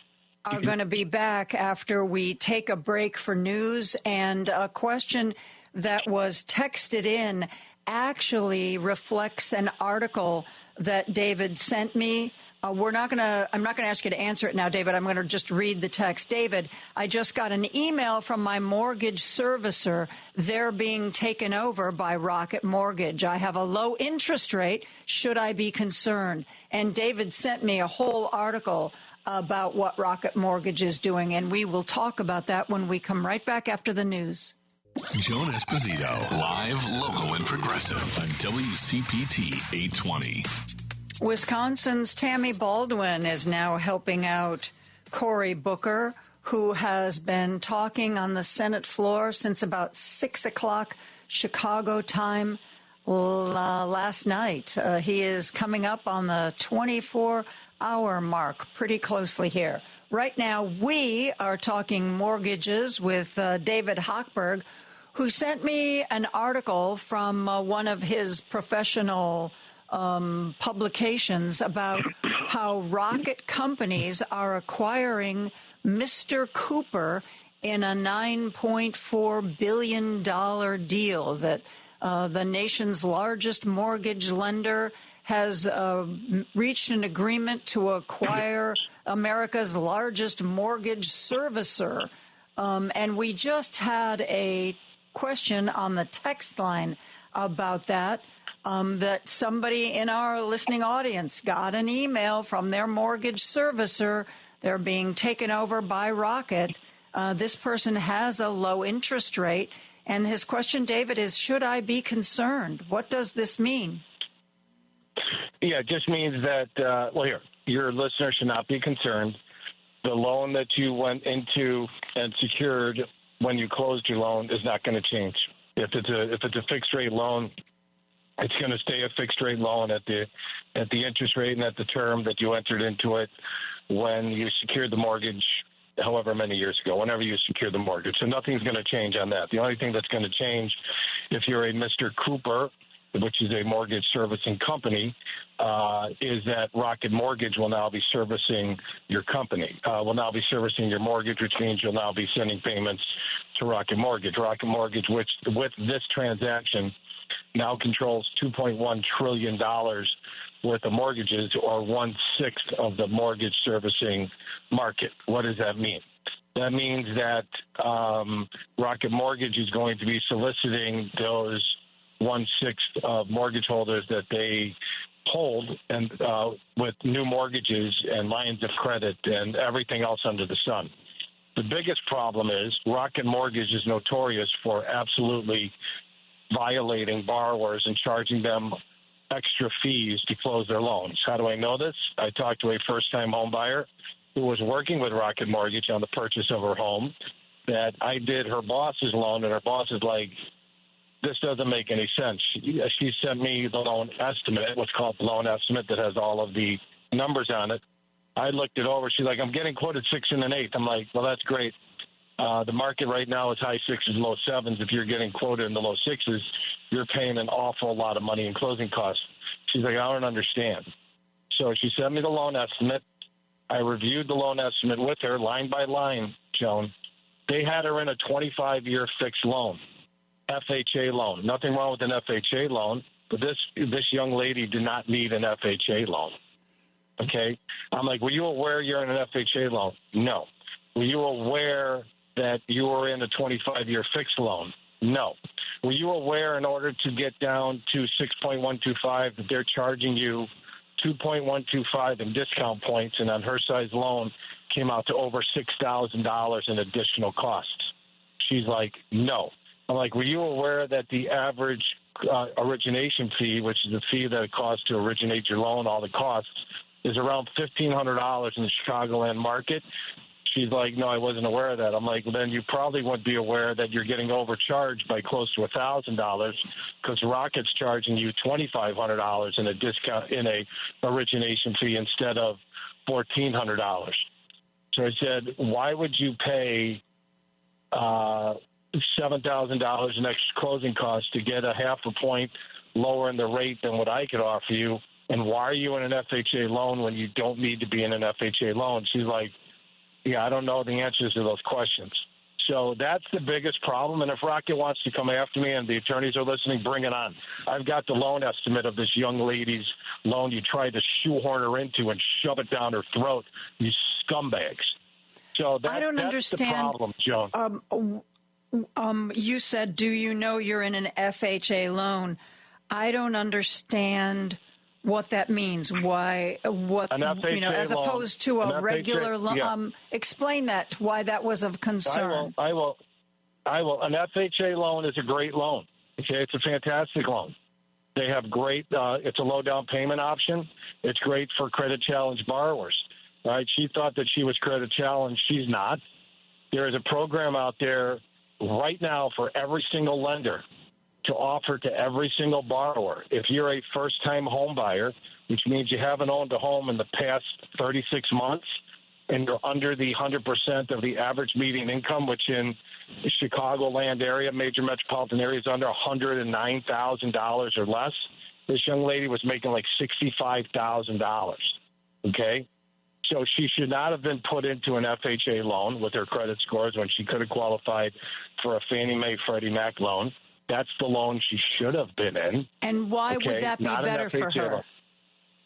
Because it would have been lower interest rates without paying the ridiculously high costs. Mm-hmm. Because all the loan level price adjusters that I mentioned that Sandra Thompson, Biden's director of FHFA, put into place would have been waived. Okay, so she wouldn't have been penalized for having a low credit score if she's a first-time home buyer. Any mortgage professional with 1 day of training knows that. Okay, Rocket Mortgage, the largest lender in the United States, is putting her into an FHA loan, 25-year fixed term. Why would they put her into a 25-year fixed term? I have no idea. Instead of a 30 with a lower rate, with a lower payment, I have no idea. So you have to be careful now. Rocket is going to service 1/6 of the mortgage services in the United States, which is a ton of mortgages. They have all of your data. They have every single thing that they need. They just got done buying Realtor. I think it's Redfin. It was either Realtor.com or Redfin 2 weeks ago. Okay, so they're locking up a ton of data, and watch out for Rocket. That's why I go after them in my ads so strongly, because they blatantly jam it down people's throats and think people are interested in a low interest rate. People are interested in, your listeners are interested in the total cost of the transaction, what it costs them to get into a mortgage, and what the overall monthly payment is, and the cost of getting that monthly payment. So when I explained all this to this young lady, she's like, why would I want to do this and pay all of these costs? I'm like, I don't know. I wouldn't do it. She's like, I agree with you. What do I have to do? And then she's like, am I going to get in trouble canceling it with Rocket? Okay, so now you got the fear factor of setting the big bully in the yard. I'm like, no, you can cancel it at any time. She's like, well, what if they don't do this? What if they don't do that? I already paid for the appraisal.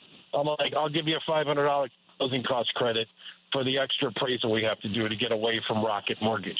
So, yeah, it's great. It's great for Rocket. I don't know how great it is for consumers. It reduces competition. It gives them a foothold in 1/6 of the mortgages serviced in the United States, $2.1 trillion, and it gives them entryway into a bunch of different households they didn't have, and that listener is going to get solicited up the wazoo right now with every single product that Rocket Mortgage offers that they don't necessarily need, but they're going to make it seem like they need it. So just buyer beware, right? Economics 101. You got to know what's going on, and it's kind of sad. Right, from a competitive, viewpoint, I don't view them as competitors. To be honest with you, every time somebody says I'm talking to Rocket, I'm like, great, show me the loan estimate, and I'll kick their teeth down their throat because they're screwing you someplace. Well, I just got a follow-up text from that same person. His name is John, and he checked and he said, yes, his former servicer is Mr. Cooper. So he's exactly who this article was about. David Hochberg is going to answer more of your questions, but we have to take a break. We're going to be back right after this. Joan Esposito, live, local, and progressive on WCPT 820. And I am joined by David Hochberg, who is here to answer your questions. Got a text from somebody who wants you to know that they worked with Sarah Ruffer and that they are a very happy customer. It went well, but they also ask a question that I have been getting a lot on the text line. People want to know why you changed your ads to say .com. I have no answer for these people, but perhaps you can explain it. Just change it up a little bit. I'm going to change it every single month so you don't know what's coming, so you have to listen to the end. It's kind of like getting a Cracker Jack box. You don't know what's in there until you get to the bottom. You know, maybe you get the little plastic toy that you hopefully don't eat, and maybe you get the cool tattoos, which is what everybody wanted. At least I wanted when I was a kid. You know, and then you licked them so hard they fell apart, and then you had to throw them away. So yeah, I don't know. Just change things up a little bit. Rates are high, and I'm just trying to make the messaging sound a little different. Okay. Well, thank you for saying that, because I can't tell you how many texts I've gotten, and I'm like, you're asking me? I don't know. Yeah. I don't know. Hey, I something weird. Well, maybe it's not weird. I don't know. I was looking through one of my credit cards. You know, it's tax time, and I want to check to see if there's any possible deductions that I can squeeze out of them. And I noticed that one of my credit cards has started giving me my credit score. At least they did this particular month that I was looking at. And I thought you had to go to Experian or someplace like that to get your credit score. Is that a legitimate credit score on my credit card bill? Yeah. Yes, it is. So I have a what do I have? I have Citibank card for Costco, and that's a pretty, one of the credit reporting agencies. It's a Citi card, I believe. Yeah, it is. It is a Citi card. And the other question I had. Accurate. Okay, I thought to myself, well, I don't know if this is real, but also, they have this little circle, and it goes up to 900. I didn't think credit scores went up to 900. Is that right? Yeah, there are different credit scores. It's a great question. So TransUnion owns Discover. One of the Experian Equifax owns Citi. They're all tied in some way, shape, or form. Their scores go up to 900. The mortgage credit scores go up to 850. So as long as wait a minute, there's two different categories of credit score. Yeah, there's more. There's a bunch of different credit scores. I thought it was just like one credit score, and whatever it was, that was your number, forever. No. There are different credit scoring formulas. That's the best way to explain it, right? So there are different formulas, and the credit card ones go up to 900. So if you get an 800 on the credit card scoring, you'll be in the high 7s, 800s on the FICO score that we use. That's what threw me. It said, that's the word, FICO, that I've always thought went with a credit score. And this was just, hey, here's your credit score. Yeah. No, the one I'd be cautious about is Credit Karma, because I can't tell you how many of your listeners call us and say, yeah, my Credit Karma is 680, and then we pull it, it's like 560, and then they get mad at us because Credit Karma is a soft pull, right? It's a recreational pull, as I like to call it. And when you come to a mortgage professional, it's an industrial pull, right? So when you go to Credit Karma, it's just like, yeah, let's go see what my credit score is, right? And they're going to give you a credit score. But when you go to a mortgage professional or a bank in order to try to get a loan from a bank or a mortgage professional like myself, we put it through the scoring model that we use is a lot more stringent than if you just go on Credit Karma and recreationally pull your credit scores. Okay, I understand a credit score when you're applying for a mortgage. I get that. So this other credit score that the city provided is in case I want another credit card? Or what is that one useful for? I mean, they didn't say, your credit score is great. We're going to raise your limit, $50,000. They didn't. It was just, hey, here it is. Yeah, well, I mean, you'd be surprised how many of your listeners are point crazy, right? When they're shopping and they want to get points for whatever affinity program they're part of, right? And they always shop with the card to get the most points because there's double points or triple points. There are just many listeners out there who are credit score fanatics like they are affinity point fanatics, and there's nothing wrong with it. It's just that's why they put it out there, right? Just so consumers could see what their credit scores are. It doesn't really matter unless you're buying a car or applying for credit or buying a home, right? It's just it's good to know to make sure you're not a credit challenged individual that's got credit credit challenges or something rolls up on your credit score and you were once a 780 or a 790 or 800, and then all of a sudden you're down to 680. You got Houston, we have a problem, right? Then you got to go in there and figure out what happened. Maybe a late rolled up on you inadvertently. Like when I first got in the mortgage business, I pulled my credit 25 years ago, and there was a guy, David Hochberg, out in Aurora, Colorado, with the same name, who had a delinquency on his car loan. He just stopped paying his car loan, and somehow he rolled up on my credit report, and I'm just like, the hell is this? I don't even have this car, right? So when you say later, it rolled up in your credit report, you mean the credit number for getting a mortgage, not the credit card credit number, right? No, his debt somehow, the car loan for David Hochberg in Aurora 25 years ago somehow got assigned to my credit report, the David Hochberg that lived in downtown Chicago in Lincoln Park at 2800 Lakeshore Drive, right? And then I'm like, what is this? So I had to go through the process, file a petition, and they had to do the investigation. 30 years later, the credit reporting agencies made a mistake, and they removed that David Hochberg's car loan that was delinquent from my report, and my scores went back up, and my profile got stronger. So stuff like that happens, right? Yeah. Joan Esposito, right? I'm sure as much as you think there's only one and only Joan Esposito. Oh, I know there's another one because I tried to get the domain name joanesposito.com, and I had to wait for like 15 years because there was a realtor in Virginia or somewhere who was Joan Esposito, and she had snagged it before me. Hey, I want to ask you another question. I don't know if this is true of all city cards, but remember you said that if you want to raise your credit score, pay your credit card off every Friday. Well, I was reading the fine print one day because my life is so exciting. And I found that with Citi, there's an option where instead of paying off your credit card once a month, you can click a button and you can pay it off twice a month. And so I thought, well, this is what David says to do. I mean, it's not every Friday, but then I'm lazy and I probably, need to set this to be automatic.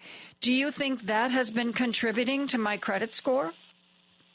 Yeah, 100%. I mean, that's what I do. I mean, I'm part of that same program. It's called Pay It Biweekly. They automatically, you link up your checking account or savings account, whatever it is, whatever funds you have in whatever account to the credit card, and they take out the payment twice a month, and they give you notice, right? They send you an email a couple of days, hey, we're getting ready, or a text, whatever it is. Hey, heads up, we're getting ready to take out $200-$300 or whatever half your payment is at that time, and they just zap it right out, and you're keeping your credit card payments to only a 2-week balance, which helps you out. If you keep it to a 1-week balance, it helps you out even more. But a 2 weeks balance is better than a 4-week balance, right? Mm-hmm. So that's positive. It's definitely helping your credit scores out, paying off and paying down your credit cards twice a month instead of once a month.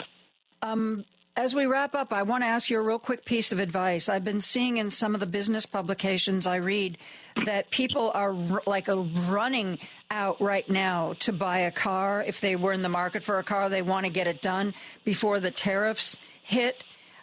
With the way things are going with tariffs and everything else that's going on politically, is there anything financially we should be doing right now to protect ourselves, or anything we should buy that you think is going to be more expensive later that you'd recommend? Yeah, it's funny that you said that. Right before I came on, I was watching a video of a car dealership, a Toyota car dealer, and he was walking around his lots, and just the top 5 cars that they sell at Toyota, like two were built in the United States, so no tariffs there. A couple were built in Japan, and then this other one was built someplace else. And he's like, no tariffs on these 2, tariffs on those 3. So my only recommendation is this. This has been my recommendation since I started on the radio. Don't buy crap you don't need with money you don't have. That's the best advice I could give you. Okay? So if you don't need it to survive, especially within these uncertain and confusing economic times, God knows what Trump is going to drop on everybody with his tariff plan tomorrow, right? You know, the great tariff plan is going to be tomorrow. The markets are absolutely freaked out about it, right? The stock market's off today, right? We're already off 10% from the beginning of the year. So, listen, it's a great time to buy, right? The stock market, you buy on the dips. I'm not a stock trader. Talk to Ray about that. But, I think everything will work itself out like it normally does. And I hope for the better if we go into a recession, which I don't want us to go into, which I think we're already in. That's just my personal opinion. Interest rates will drop because they will need to drop rates in order to stimulate the economy, to get the economy back going. That's how it works. So everybody that bought a home, bought the home and rented the rate that's in a rate of 7% and 8%, you should be calling me or your favorite local mortgage professional. And the reason I don't like Rocket, a big thing, is because I believe in buying local, Joan. I believe in going to local restaurants. I believe in buying products from your local Ace and True Value. I believe in going to your local big box stores and investing money locally instead of hopping on Amazon for everything and having a truck, a blue truck or a brown truck or whatever the hell it is, drop crap off at your house.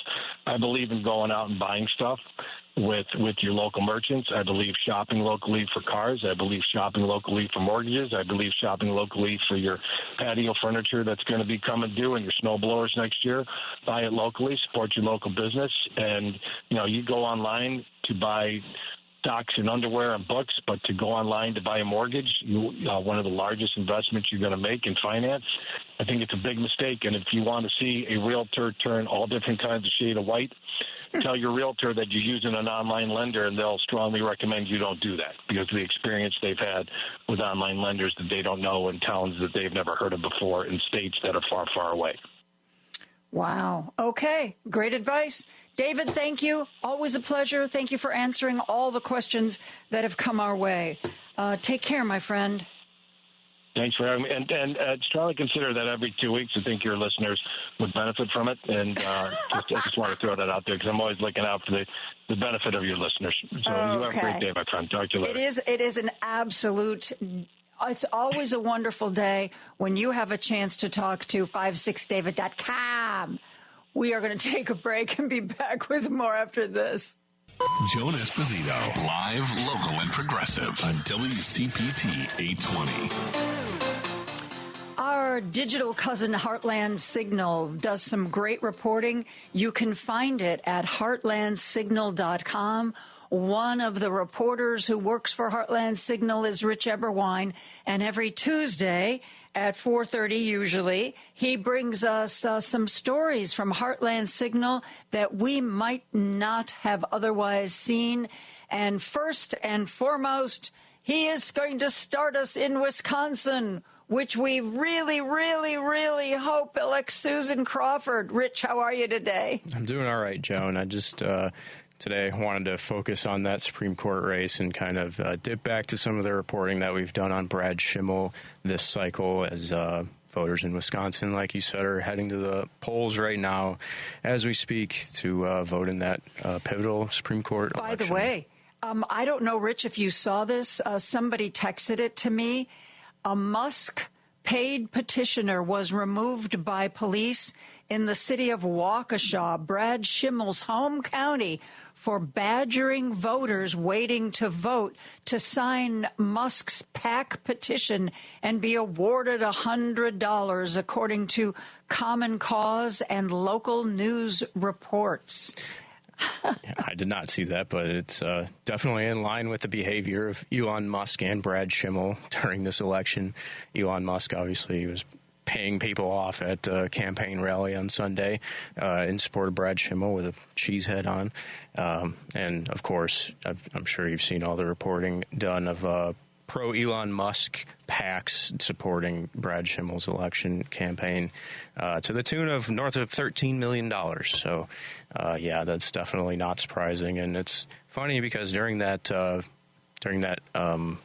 campaign event that he was doing for Schimmel, there was a heckler in the crowd criticizing him of, donating all this money, and then criticizing Elon? Yeah, then Elon called him a George Soros plant. So, that's just the back and forth that's been going on, the kind of thing that this election has been bringing out in everybody, which is, super fun.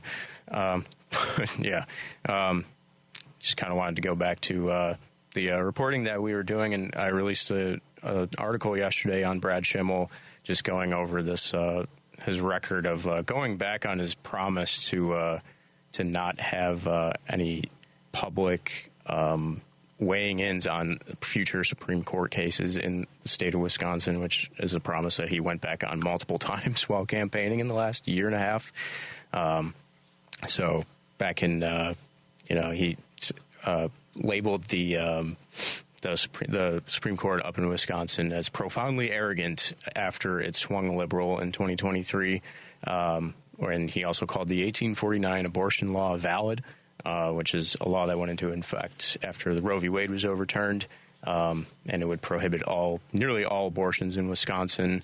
Any person who intentionally destroys the life of an unborn child would be guilty of a Class H felony under this law. And it was briefly in effect until a lawsuit challenging it stopped it from being enforced. And the Supreme Court is set to weigh in on this law in the coming months after this election. So if Brad Schimmel is elected to the court, he's basically indicated that he would restrict abortion rights in Wisconsin once again and basically, stop reproductive rights from being available to women in Wisconsin. He is a fine human being, isn't he? Yeah, super fine. And, in a separate campaign event from January, Schimmel also, gave his personal opinions on the issue. And we have a clip of him talking about how he believes that life begins at conception. And I talk about what the law says and what my job as a judge, my role as a judge is.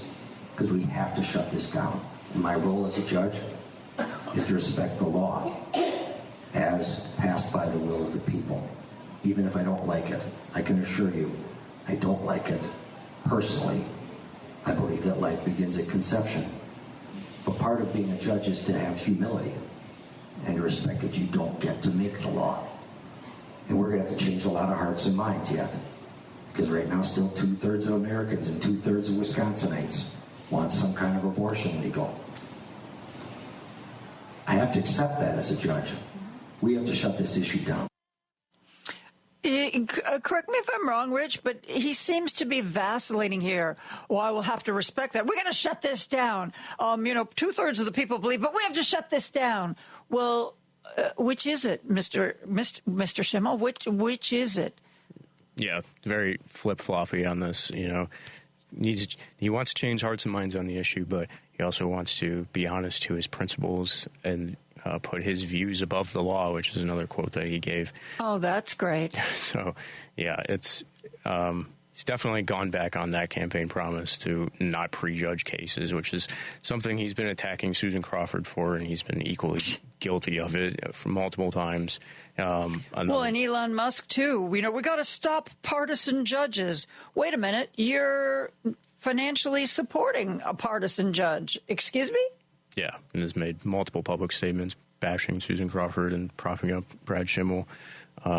Yeah, definitely lots of hypocrisy on Elon Musk's part. Yeah, so another case that he prejudged was he publicly opposed the court striking down Act 10 last December, and Act 10 was a law in Wisconsin that restricts the collective bargaining rights for unions. This was another Republican law that was enacted under the Scott Walker administration with financial backing from Americans for Prosperity, which was a Koch brothers funded group. And so Schimmel said that he vowed to defend Act 10 if he was elected and work to getting it back on the books. So another case of him, publicly indicating what he wants to do, and that is in addition to restricting abortion rights and restricting the rights of unions to collectively bargain for themselves. Yeah. Oh, it's really, I know that people say this a lot, and I'm probably one of the people who says this a lot, but in this particular Supreme Court race in Wisconsin, you really couldn't have two candidates who are more different than these two. Yeah, that's for sure.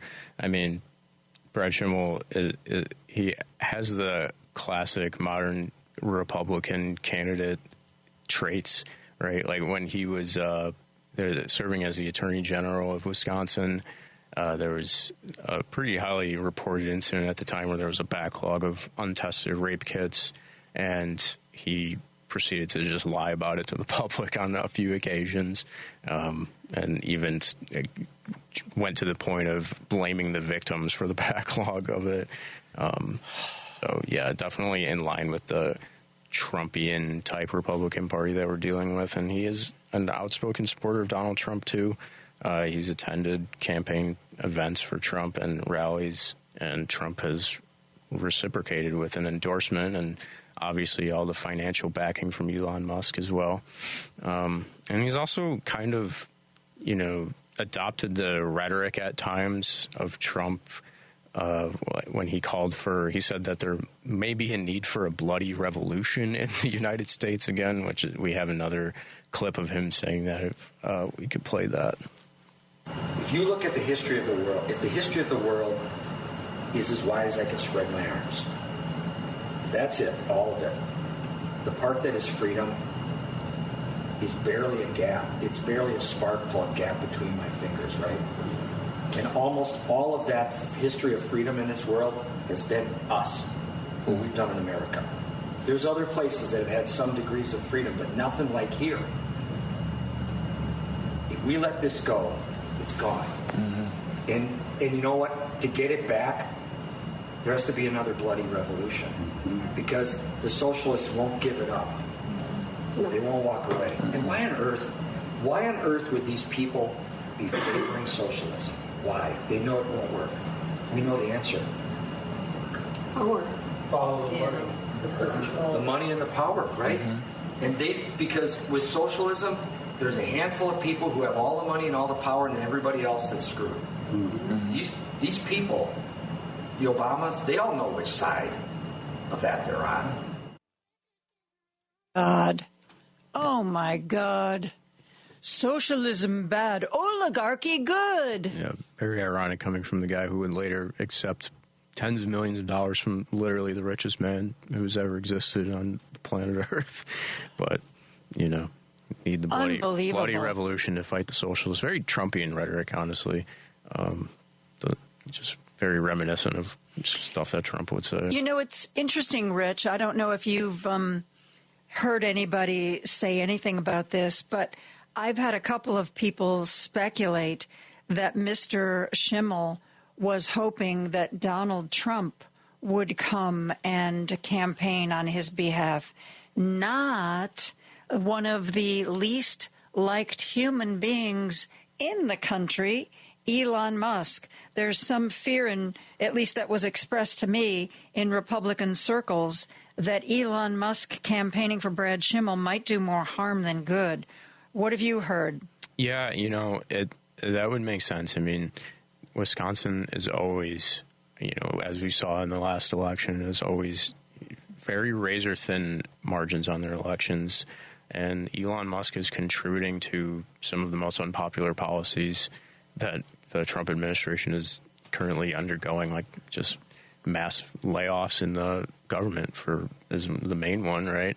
So having him stand behind Brad Schimmel might not be the wisest decision, and we'll see what the results look like tonight, hopefully. But it's definitely it's a risky play considering the razor thin margins that the elections in Wisconsin usually have. Yes, indeed. And I was talking to a political writer from Atlantic Monthly magazine, and if Susan Crawford defeats Brad Schimmel, what are the polls close in an hour or two? 7 o'clock, is it, I think?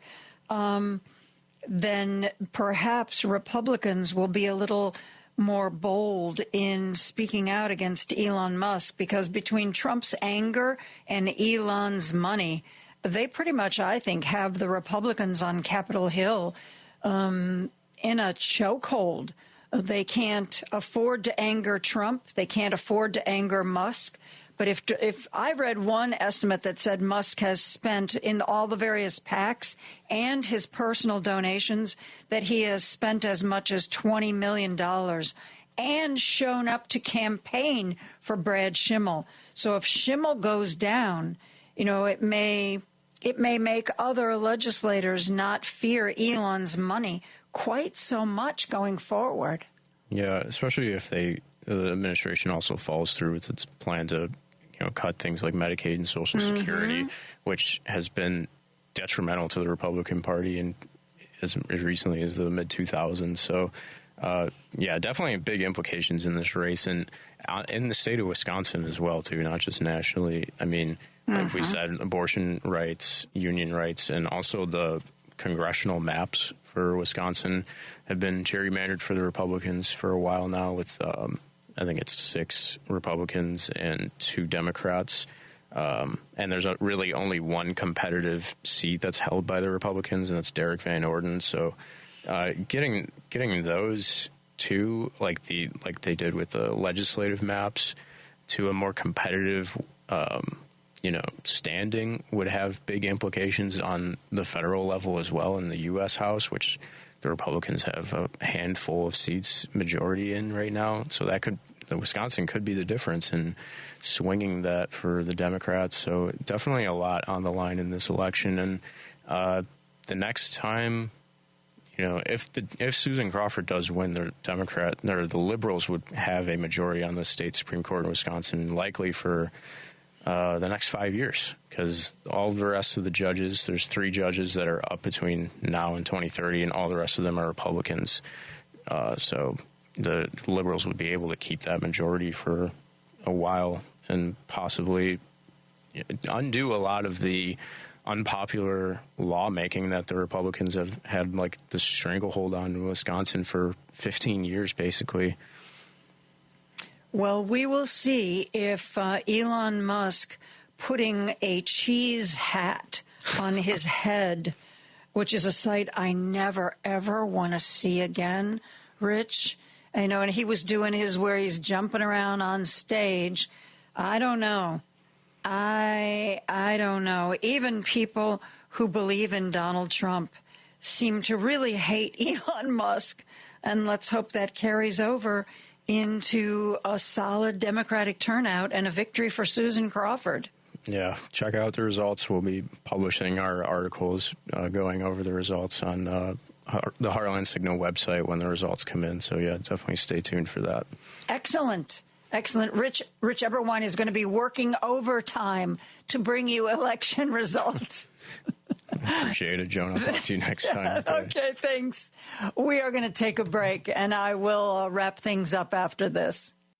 Joan Esposito, live, local, and progressive on WCPT 820. Cory Booker still going strong on the Senate floor. We're going to bring that to you in a couple of minutes. But first, also today, hang on, I got to have a quiet Cory there. He's quiet now. There was a Capitol Hill press conference. Tammy Duckworth, our senator from Illinois, spoke, And while we have not spent a lot of time today rehashing Signalgate, Tammy Duckworth, who for one of the first times ever on social media dropped an F-bomb over this, she's still mad, and rightly so. Rightly so. Donald Trump is doing his darndest to tell people it's over. It's over. It's all over. Nothing to see here. Nobody did anything wrong. Nobody's getting fired. Don't worry about it. No problem. At least that's what he's saying publicly. Tammy Duckworth is going to make sure that this story has legs. This, again, is from a Capitol press conference. It took place just a few hours ago. Listen to this.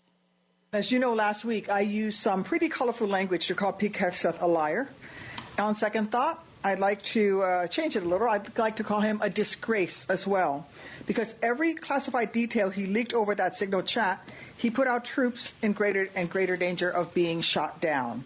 So as a former Army helicopter pilot who was nearly killed when the enemy got too good a shot at my own aircraft, I paid in blood for my right to ask these three simple questions. First, how dare Pete Hegseth risk these pilots' lives for no apparent reason? How dare a man who is supposed to lift up our heroes let them down so badly? And how dare the Trump administration try to get away with sweeping this security breach under the rug, declaring case closed with no repercussions for anyone involved, with Trump going so far as to call this crisis a, quote, glitch? Well, I've got news for you, President Trump. Putting our troops and their families in unnecessary danger wasn't just a glitch. It was an inexcusable, grave mistake, as was choosing Pete Hegseth to be their Secretary of Defense. Listen, Cadet Bone Spurs couldn't tell you the meaning of the word sacrifice if he had a dictionary open to it right in front of him. Yep, she is not going to be quiet about this, nor should she. Nor should she. There seem to be some rumblings that if this continues to be a story that comes at the Trump White House, Mike Waltz might be the one who ends up losing his job. He is the congressman who took over the congressional seat that once belonged to Matt Gaetz and is now going to be subject to a special election today in Florida. It is a heavily red district in the Panhandle, and that's a heavily red part of Florida. So nobody really believes that Democrats will take that seat. But if that election is close, that will send a message to the Republicans that they no longer have 100% safe seats, at least not with what Trump is doing now. I want to remind you again that tomorrow I'm going to be listening to the lovely and talented Tom Skilling, who is going to be speaking at the City Club of Chicago downtown tomorrow about, among other things, this current administration's efforts to either get rid of or privatize all of our weather services. You know, as I said before, Tom Skilling is not a super political guy. He really isn't. But he is just brokenhearted over what is being threatened to the National Weather Service. Thursday at 6:30, I'll be joining Richard Chu to talk about what Tom had to say. And I will, of course, also talk about it when I join you tomorrow at 2 o'clock. We're going to be also talking to Pat Kreitlow from Up North News tomorrow, and Michael Dorf, a Democratic lawyer. So I am not going to be here tomorrow. Turi Ryder is going to be filling in for me. And among a whole long list of guests, she's going to be talking to Joe Ferguson. Remember, he used to be the city inspector general, and now he's president of the Civic Foundation. So she is going to be talking with him. And in a few minutes, driving it home with Patty Vasquez, she's going to be joined by political consultant Mike Nellis, and they are going to talk about Cory Booker's Senate floor marathon. He started, remember, at about 6 o'clock Chicago time last night. He is still going strong. And in about another hour and a few minutes, he will break Strom Thurmond's record of speaking on the Senate floor for 24 hours and a handful of minutes. And he looks, I'm watching C-SPAN, he's starting to look a little tired, but you know what? It's been 23 hours. He's gotten bathroom breaks as mandated by the Senate rules, but nothing else. He wants to shine a light on what Elon Musk and Donald Trump are doing to this country. He's not there filibustering a bill. He is just filibustering for America. I will see you Thursday. Tonight, instead of our usual goodbye music, we are going to spend our last little bit of time listening to Cory Booker on the Senate floor. I will see you Thursday. Way down the economy for years. One of President Trump's lesser-known but profoundly damaging legacies will be the explosive rise in the national debt that occurred on his watch. The financial burden that he's inflicted on our government will wreak havoc for decades, saddling our kids and grandkids with debt. The national debt has risen by almost $7.8 trillion during Trump's term in office. That's nearly twice as much as what Americans owe in student loans, car loans, credit cards, and every other type of debt other than mortgages combined, according to the Federal Reserve Bank. It amounts to about $23,500 in new federal debt for every person in the country. Every person, $23,500. The growth in the annual deficit under Trump ranks as the third biggest increase relative to the size of the economy of any U.S. presidential administration, according to the calculation by a leading Washington budget maven, Eugene Sterleel, I'm pronouncing the name wrong, co-founder of the Urban Brookings Tax Policy. And unlike George W.